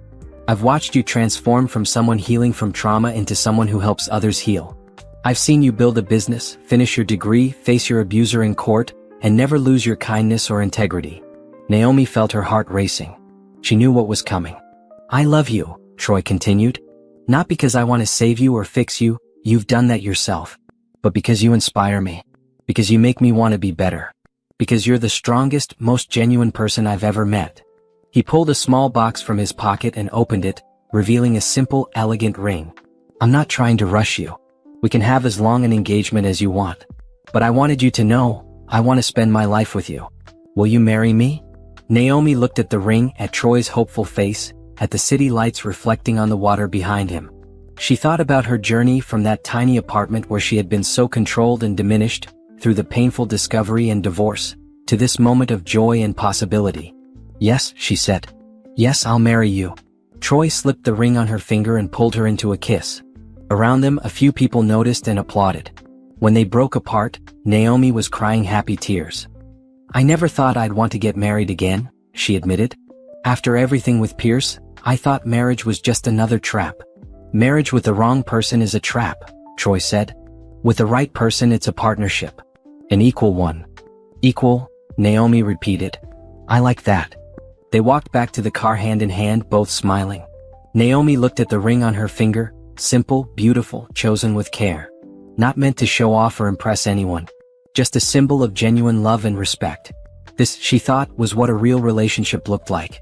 What healthy love felt like. And it was better than anything she had imagined. The engagement announcement brought congratulations from everyone in Naomi's life. Her mother cried happy tears. Tasha immediately started planning an engagement party. Jordan raised a glass of champagne and said, "About time." But Naomi wasn't rushing into anything. She and Troy agreed to a long engagement, at least a year, maybe more. They wanted to make sure they built their life together carefully, intentionally. "No one is going to pressure us," Troy said. This is our timeline. Our choices. That sense of control over her own life still felt precious to Naomi. Every decision she made now was hers. Every choice was based on what she wanted, not on what someone else demanded. By November, 3 years after that party that changed everything, Naomi's business had expanded to 3 locations. She had 12 employees now, all women, many of them survivors who she had trained personally. She had also started offering workshops and online courses, reaching women across the country. Her YouTube channel had 50,000 subscribers. Her book deal had just been finalized, A Guide to Financial Recovery After Abuse, scheduled for publication next year. She was invited to speak at conferences regularly now. Each time, she told her story with the same goal, helping others recognize the signs of financial abuse and giving them tools to escape it. At one conference in December, a young woman approached her afterward with tears streaming down her face. "Thank you," the woman said. "My boyfriend controls all our money. He says it's because I'm bad with finances, but hearing your story, I realize he's using the same tactics. You just saved my life." These moments made everything worthwhile. Every difficult testimony. Every painful memory shared publicly. Every time she relived her trauma to help someone else. "You're changing the world," Troy said that evening as they video chatted. He was in Atlanta on a photography assignment, but they talked every night he was away. "I'm just telling the truth," Naomi said. "The truth changes things. Silence protects abusers." During the holidays, Naomi hosted a gathering at her condo for her employees. She wanted them to feel appreciated, valued, part of something meaningful. Sharon, her second hire, stood up to make a toast. 3 years ago, I was sleeping in my car and didn't know how I'd feed my kids. Naomi gave me a job, taught me skills, and helped me rebuild my life. Now I own my own home and I'm helping other women do the same. That's the ripple effect of kindness and support. So thank you, Naomi, for believing in all of us. Everyone raised their glasses. Naomi felt overwhelmed with emotion. She had built this, not just a business but a community, a support system, a group of women lifting each other up. The new year brought new opportunities. A television network contacted her about a documentary series on financial abuse. A major university invited her to develop a curriculum for a new certificate program. A national women's organization asked her to join their board. "You're becoming a household name," Jordan observed over lunch in January. "That still feels surreal," Naomi admitted. 3 years ago I was nobody. Now people recognize me in grocery stores." "You were never nobody," Jordan corrected. "You were just hidden. Now you're visible. There's a difference." In February, exactly 4 years after her divorce was finalized, Naomi's book was released. Rising After the Fall, A Guide to Financial Recovery, debuted on the bestseller list. The reviews praised its practical advice and compassionate tone. She did a book tour, traveling to 12 cities in 3 weeks. At every event, the rooms were packed. Women came with their own stories of financial abuse, seeking hope and guidance. One woman brought her teenage daughter. "I want her to read your book," the mother said. "I want her to know the warning signs so she never ends up in the situation I was in." Education is prevention, Naomi agreed. Teaching young women to protect themselves is crucial. Troy joined her for the last week of the tour, photographing the events for a behind-the-scenes documentary. Watching him work still made her smile. His patience, his eye for meaningful moments, the respect he showed every person he photographed. Back home in March, Naomi finally had time to focus on wedding planning. She and Troy kept it simple, a small ceremony with close friends and family, followed by a reception at a beautiful garden venue. "Nothing extravagant," Naomi insisted. "Just something meaningful. Whatever makes you happy," Troy said. "This is about us, not about impressing anyone." They chose late May for the wedding, giving them time to plan without stress. Tasha handled the styling, of course. Jordan agreed to be maid of honor. Troy's brother would be best man. As spring arrived, Naomi found herself reflecting on her journey. 4 years ago, she had been living in a tiny apartment, believing she was broke, controlled by a manipulative husband. She had felt small, powerless, trapped. Now she owned a thriving business. She had published a best-selling book. She was engaged to a kind, supportive partner. She had built genuine friendships and a strong support network. She helped other women escape the trap she had been in. The transformation was complete. Not because she had gotten revenge on Pierce, though justice had certainly been served, but because she had reclaimed herself. She had remembered who she was before Pierce, and she had become even stronger than that person. One April evening, she was working late at her office when her phone rang. It was an unknown number, but something made her answer. "Hello? Naomi? It's Rachel. From the shelter. You taught my financial literacy class 3 years ago." Naomi remembered her, a quiet woman who had been terrified of managing money after leaving her abusive husband. "Rachel, how are you?" "I'm amazing," Rachel said, her voice bright with happiness. "I just bought my first house. I have a good job. My kids are thriving. I wanted to call and thank you because you showed me it was possible. You proved that we can rebuild after abuse." Naomi felt tears welling up. "I'm so proud of you. You did the hard work. You rebuilt your life. You gave me the tools and the hope," Rachel said. "That's everything." After the call ended, Naomi sat quietly in her office, looking at the photos on her wall. Photos of her graduation. Photos of her business team. Photos of women she had helped. This was her legacy. Not money or fame or revenge, but the women whose lives had changed because she had been brave enough to share her story and strong enough to turn her pain into purpose. Troy called as she was locking up the office. "Hey, I'm making dinner. Should be ready when you get home." "I'm on my way," Naomi said. "Troy. Yeah. I love you. I'm so grateful for you." "I love you too," he said. "Drive safe." The wedding was beautiful. Simple but elegant, held in a garden on a perfect May afternoon. Naomi wore a flowing white dress that made her feel beautiful without trying too hard. Troy wore a classic suit and couldn't stop smiling. Her mother walked her down the aisle, both of them crying happy tears. Jordan stood beside her as maid of honor, looking proud. Troy's family welcomed her warmly, treating her like she had always been part of their family. When Troy said his vows, his voice was steady and sincere. "I promise to be your partner, not your owner. To support your dreams, not limit them. To celebrate your success, not compete with it. To love you as an equal, always." Naomi's vows were equally meaningful. "I promise to trust you with my heart because you've shown me what real love looks like. To build a life with you based on honesty and respect. To choose you every day not because I have to, but because I want to." They exchanged simple rings, matching bands that symbolized their equal partnership. When the officiant pronounced them married, Troy kissed her gently while their guests cheered. Naomi felt complete joy, the kind that comes from knowing you're exactly where you're supposed to be. The reception was full of laughter and celebration. Naomi's employees surprised her with a video montage of testimonials from clients whose lives had changed. Jordan gave a toast about friendship and resilience. Troy's mother welcomed Naomi to the family with genuine warmth. During their first dance, Troy whispered, "Happy?" "Incredibly happy," Naomi said. "This feels right. Real. Healthy." "That's because it is," Troy said. "This is what love is supposed to feel like." Later that evening, as the party wound down, Tasha pulled Naomi aside. "Do you remember that night?" Tasha asked. "When I did your makeup for the party? When we were planning to show Pierce and his friends that you weren't the pathetic wife they expected?" "I remember," Naomi said. "I was so nervous." "Look at you now," Tasha said. "You didn't just show them you weren't pathetic. You built an empire. You changed lives. You found real love. You won in every possible way." Naomi hugged her cousin tightly. "Thank you for being there that night. For helping me be brave."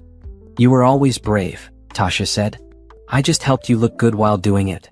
Naomi and Troy left for their honeymoon the next day, 2 weeks in Greece, wandering through ancient ruins, swimming in crystal clear water, eating amazing food, and simply enjoying being together.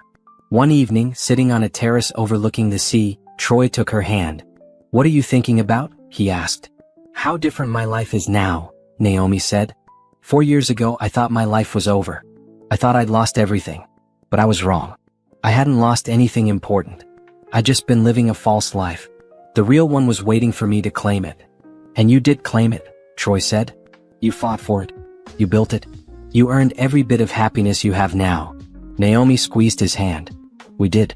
Together." They sat in comfortable silence, watching the sun set over the Mediterranean. The past felt distant now, important for the lessons it taught but no longer painful. The future felt bright, full of possibility. Naomi had learned the most important lesson of all: her value didn't come from anyone else. Not from a husband or a relationship or external validation.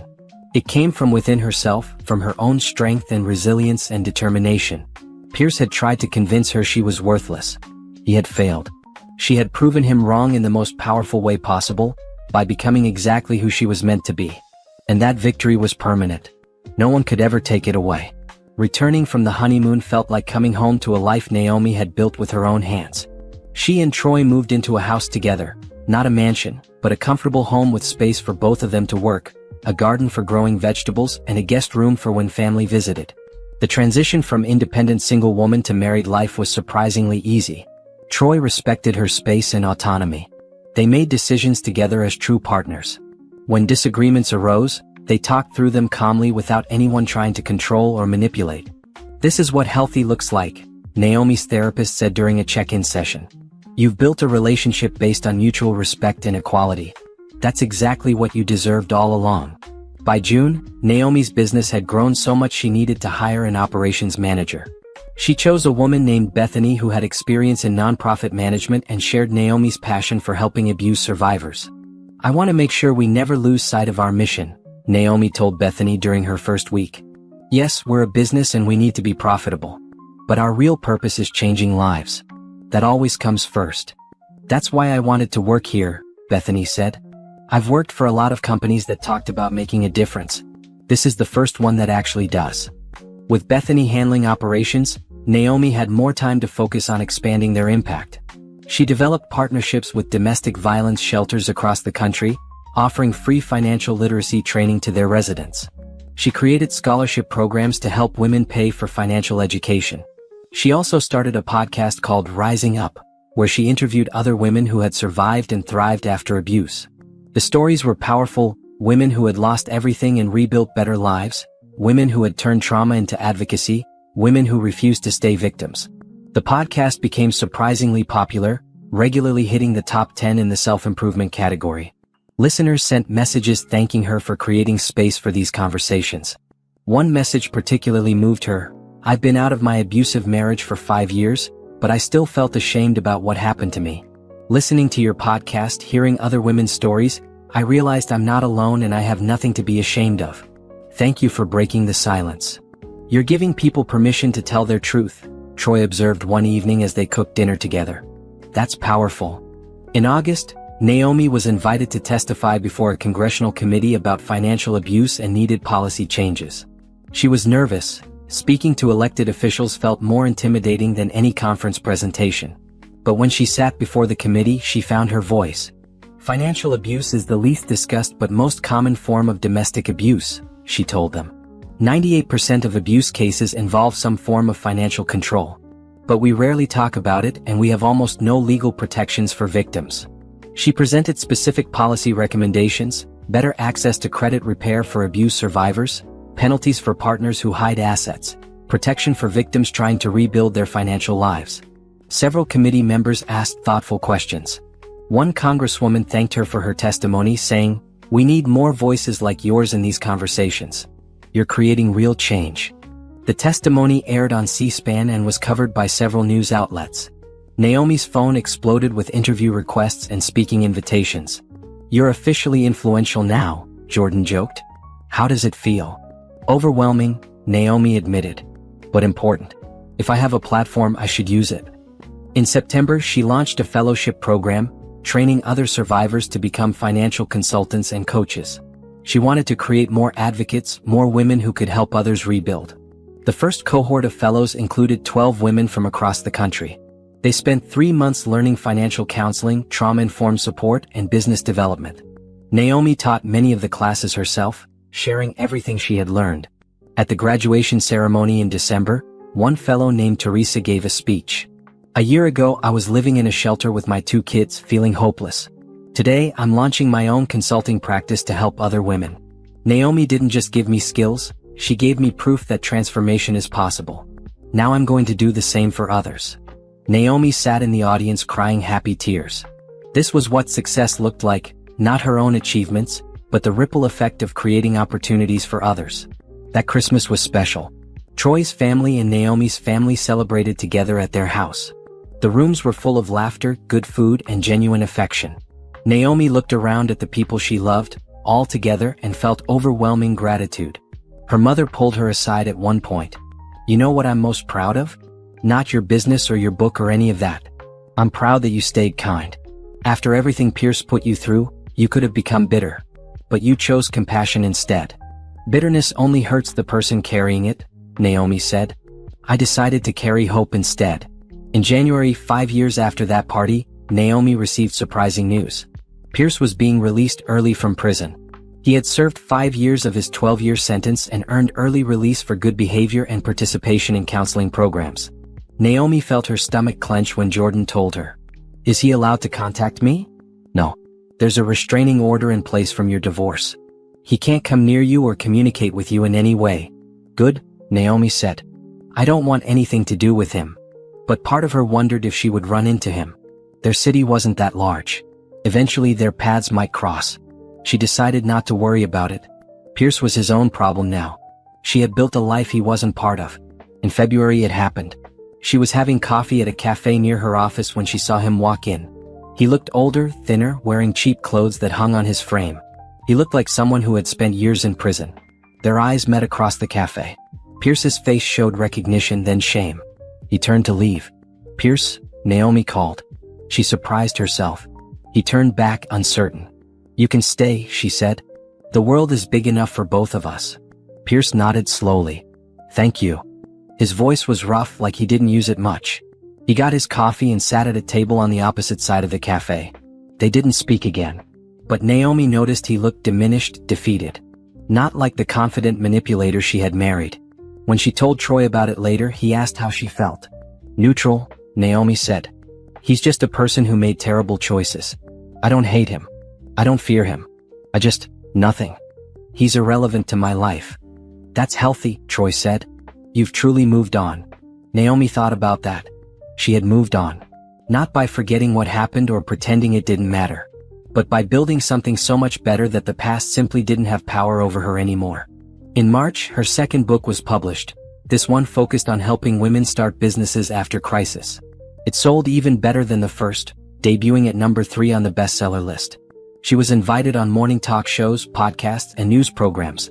Each time, she emphasized the same message: recovery is possible, but it requires support systems, resources, and women refusing to stay silent. "You've become the voice for survivors everywhere," one interviewer said. "I'm one voice among many," Naomi corrected. "There are thousands of women telling their stories. I'm just lucky enough to have a platform." By April, her business had grown to 5 locations with 35 employees. She was considering expanding to other states. Investment firms were approaching her about franchising opportunities.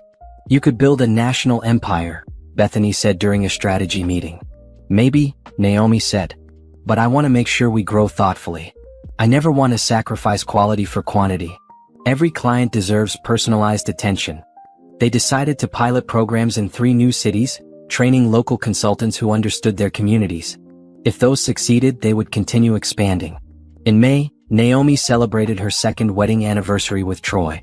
They took a long weekend in the mountains, hiking and disconnecting from phones and work. "Are you happy?" Troy asked as they watched the sunset from their cabin's deck. "Incredibly," Naomi said. "Sometimes I still can't believe this is my life." "You built this life," Troy reminded her. "Every bit of it. You earned this happiness." Naomi leaned against his shoulder. "We built it. Together." Back home, she received a letter that surprised her. It was from Simone. "Dear Naomi," it read. "I hope this letter finds you well. I've been following your success from afar, and I wanted to tell you how inspired I am by what you've built. After everything that happened, I went to therapy and realized I had my own patterns to address. I've spent the last few years working on myself, building a career in social work and trying to help people in my own way. I also wanted you to know that I ran into Pierce recently. He asked me for money, trying to restart his old manipulation tactics. I said no and walked away. It felt empowering to see him clearly for what he is, a manipulator who preys on people's kindness. Thank you for being strong enough to expose him. Thank you for showing women like me that we don't have to accept poor treatment. You changed more lives than you probably know. With respect and gratitude, Simone." Naomi folded the letter carefully. She was glad Simone had found her own path to healing. They would probably never be friends, but there was no animosity between them. They were both women who had been deceived by the same man and had both chosen to move forward. In June, Naomi was awarded the Community Leadership Award by the City Council for her work helping domestic abuse survivors. At the ceremony, the mayor praised her business, her advocacy, and her commitment to changing lives. Naomi Hammond represents the best of our community, the mayor said. She took personal tragedy and transformed it into purpose. She's helping hundreds of women rebuild their lives every year. That's true leadership. Naomi's acceptance speech was short but heartfelt. This award isn't just for me. It's for every woman who survived abuse and chose to keep going. It's for every survivor who helped another survivor. It's for everyone who refuses to let trauma define them. We are stronger than what happened to us. The audience stood and applauded. Naomi looked out at the faces, some she recognized, some she didn't, all of them showing support and respect. She had come so far. From that tiny apartment to this moment. From controlled and diminished to powerful and influential. From victim to advocate. That evening, celebrating with Troy, Jordan, Tasha, and her mother, Naomi felt complete contentment.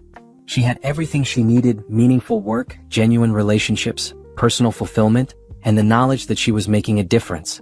To Naomi, Jordan raised her glass. Who showed us all what real strength looks like. Everyone raised their glasses. To the future, Naomi added. Which is so much brighter than the past. They clinked glasses and drank to that, to futures built on truth, healing, and purpose. To lives reclaimed from abuse. To women supporting women. To transformation and hope. Naomi smiled, surrounded by people who truly loved her. This was success. Not measured in money or fame, though she had both.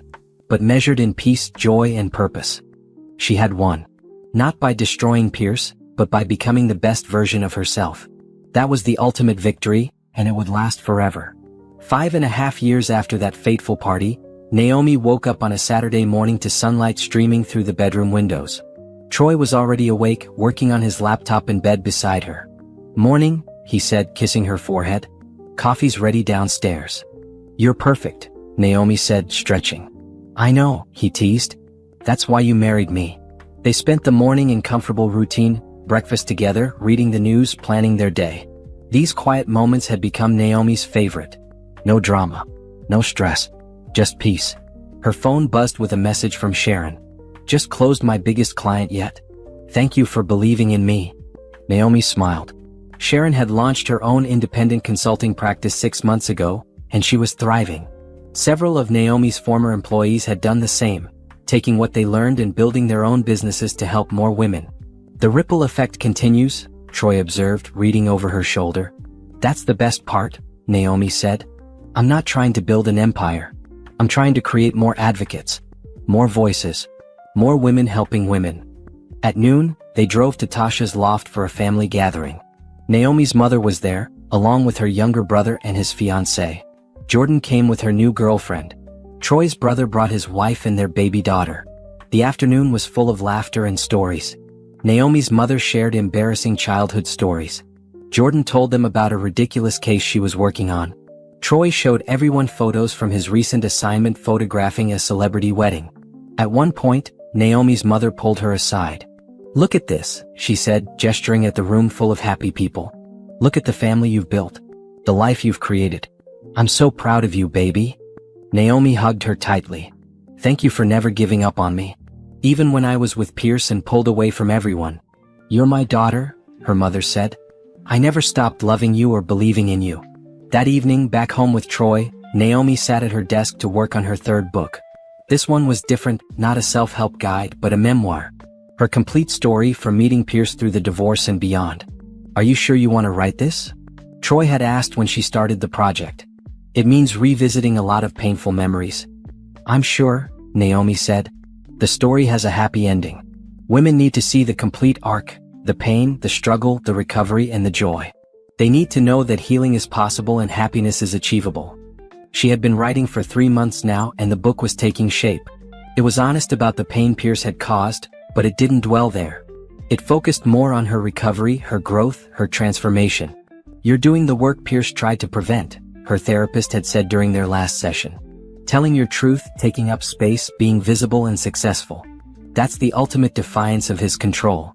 In July, Naomi spoke at a national conference on domestic violence.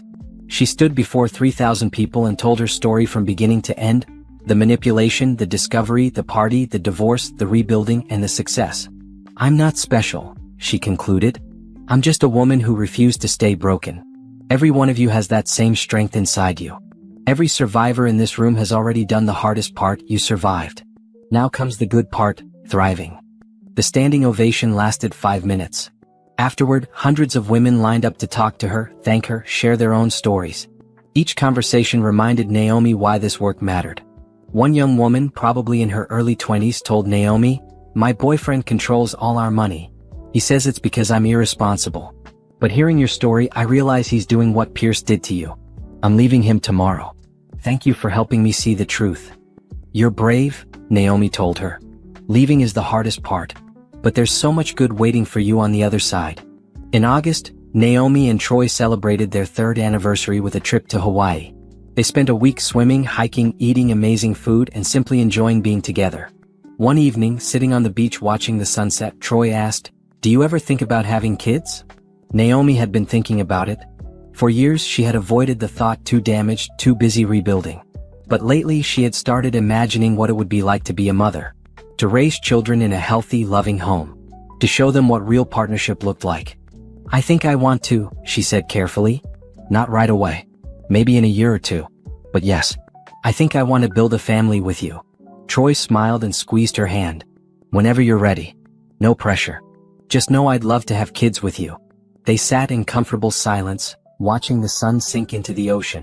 Naomi felt complete peace. She had rebuilt her life so thoroughly that she could now think about the future with excitement instead of fear. In September, her memoir was published. The Party That Changed Everything, a story of betrayal, recovery, and triumph, debuted at #1 on the bestseller list. The response was overwhelming. Women across the country shared their own stories on social media using the hashtag #MyPartyMoment, describing the moments they realized they needed to leave, fight back, or reclaim their lives. "You've started a movement," Bethany said, showing Naomi the thousands of posts. "I've just continued a conversation that was already happening," Naomi corrected. "Women have been fighting back forever. I'm just one voice among many." But the book's impact was undeniable. Sales of her first 2 books surged.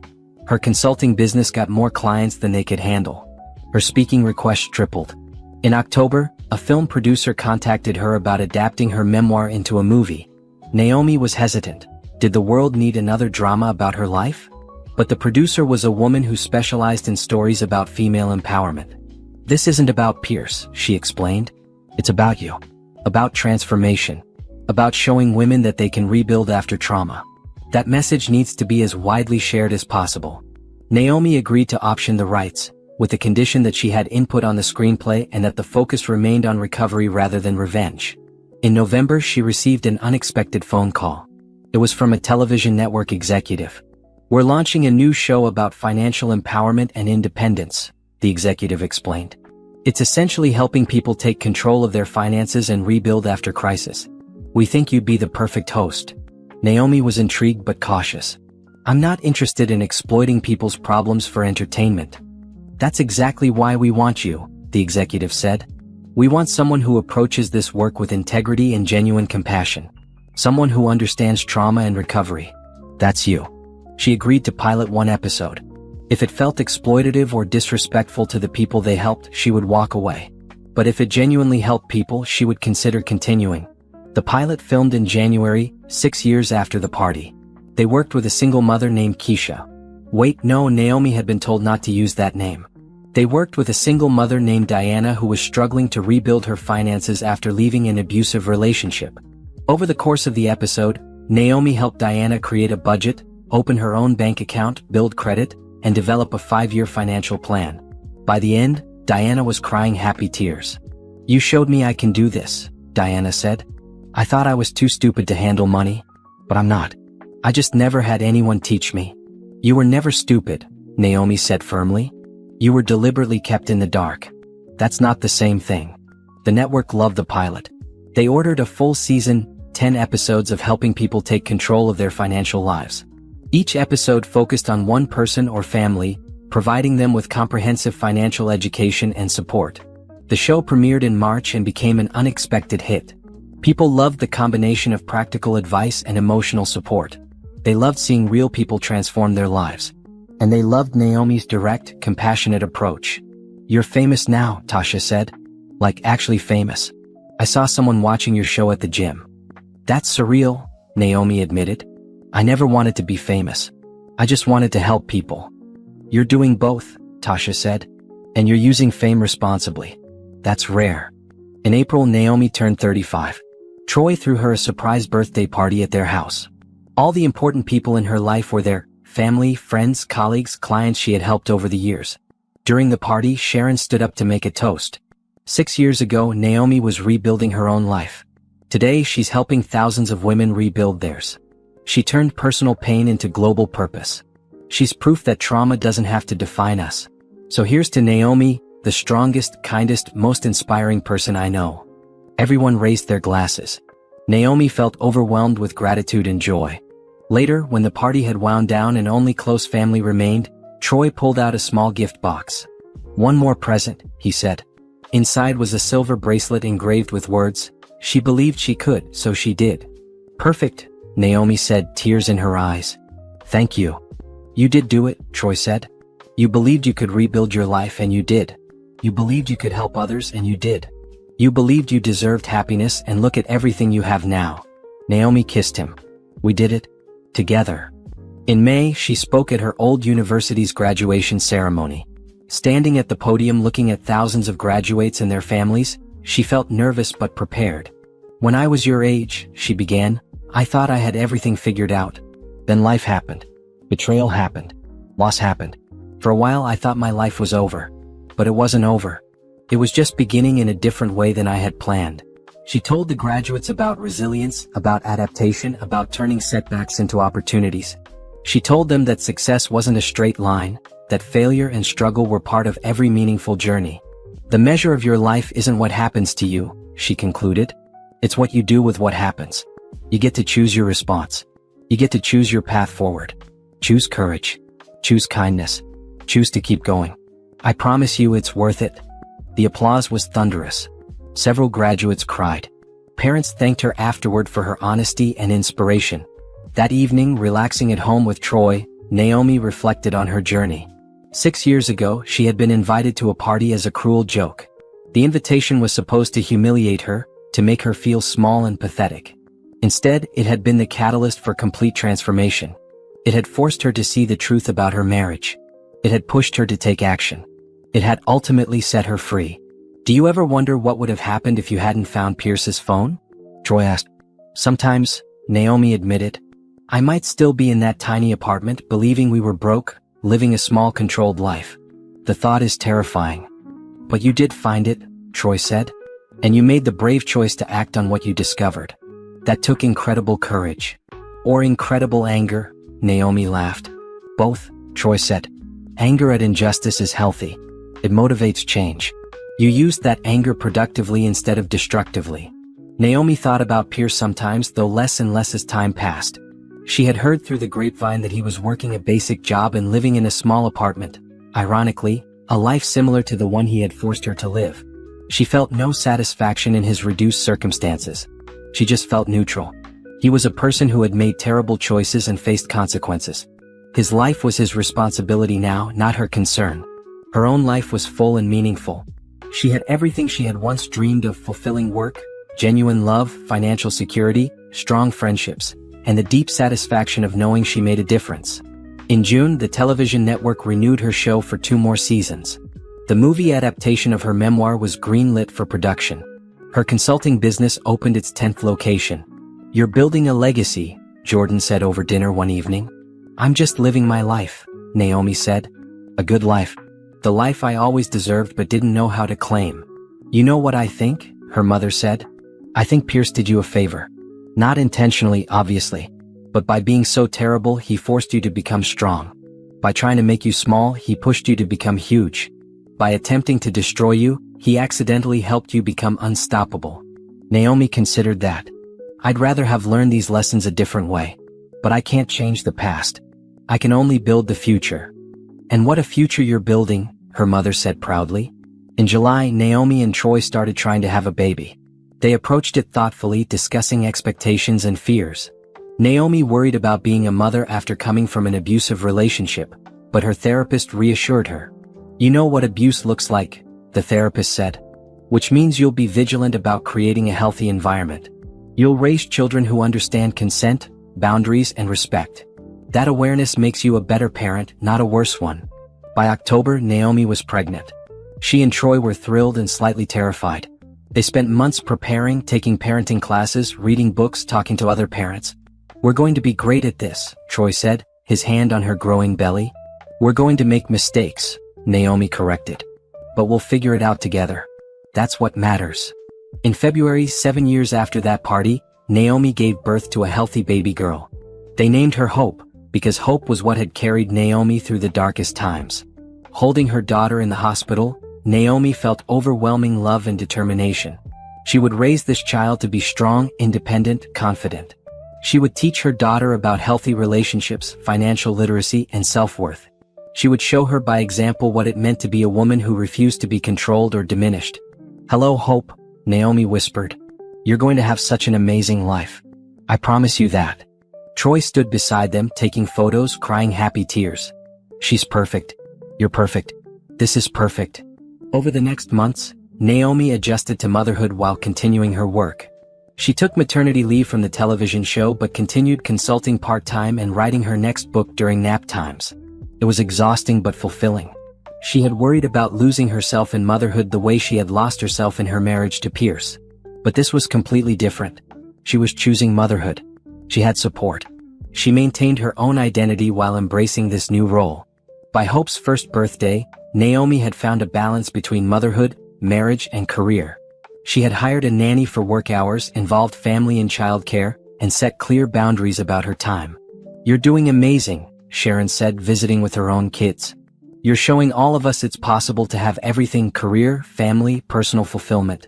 You're proving women don't have to sacrifice one part of themselves to have another." Naomi looked at Hope playing on the floor with the other children and felt deep contentment. She had built this life, this beautiful, healthy, fulfilling life, from the ashes of betrayal and pain. She thought about that party 7 years ago. Walking into that penthouse in her borrowed dress, facing Pierce and his mistress, announcing her divorce in front of strangers. That moment had felt terrifying. But it had been the beginning of everything good. The moment she took back her power. The moment she chose herself. The moment she decided she deserved better. Everything since then, the business, the books, the show, the advocacy, the genuine love, the family, all of it flowed from that single brave decision to walk into that party and refuse to be humiliated. Pierce had invited her to a party as a joke. He had expected her to be the entertainment, the pathetic broke wife who everyone could laugh at. Instead, she had walked in stunning and confident. She had exposed his lies. She had destroyed his perfect double life. She had walked out with her dignity intact and her future secured. But more than that, she had walked out free. Free to become whoever she wanted to be. Free to build whatever life she chose. Free to help others find their own freedom. That was the real victory. Not revenge. Not money. Not fame. But freedom. As Naomi sat on the floor playing with her daughter, surrounded by friends and family in the beautiful home she shared with her loving husband, she felt nothing but gratitude. The party invitation that was meant to destroy her had instead set her free. The cruelty that was supposed to break her had instead forged her into something stronger. She had won. Completely. Permanently.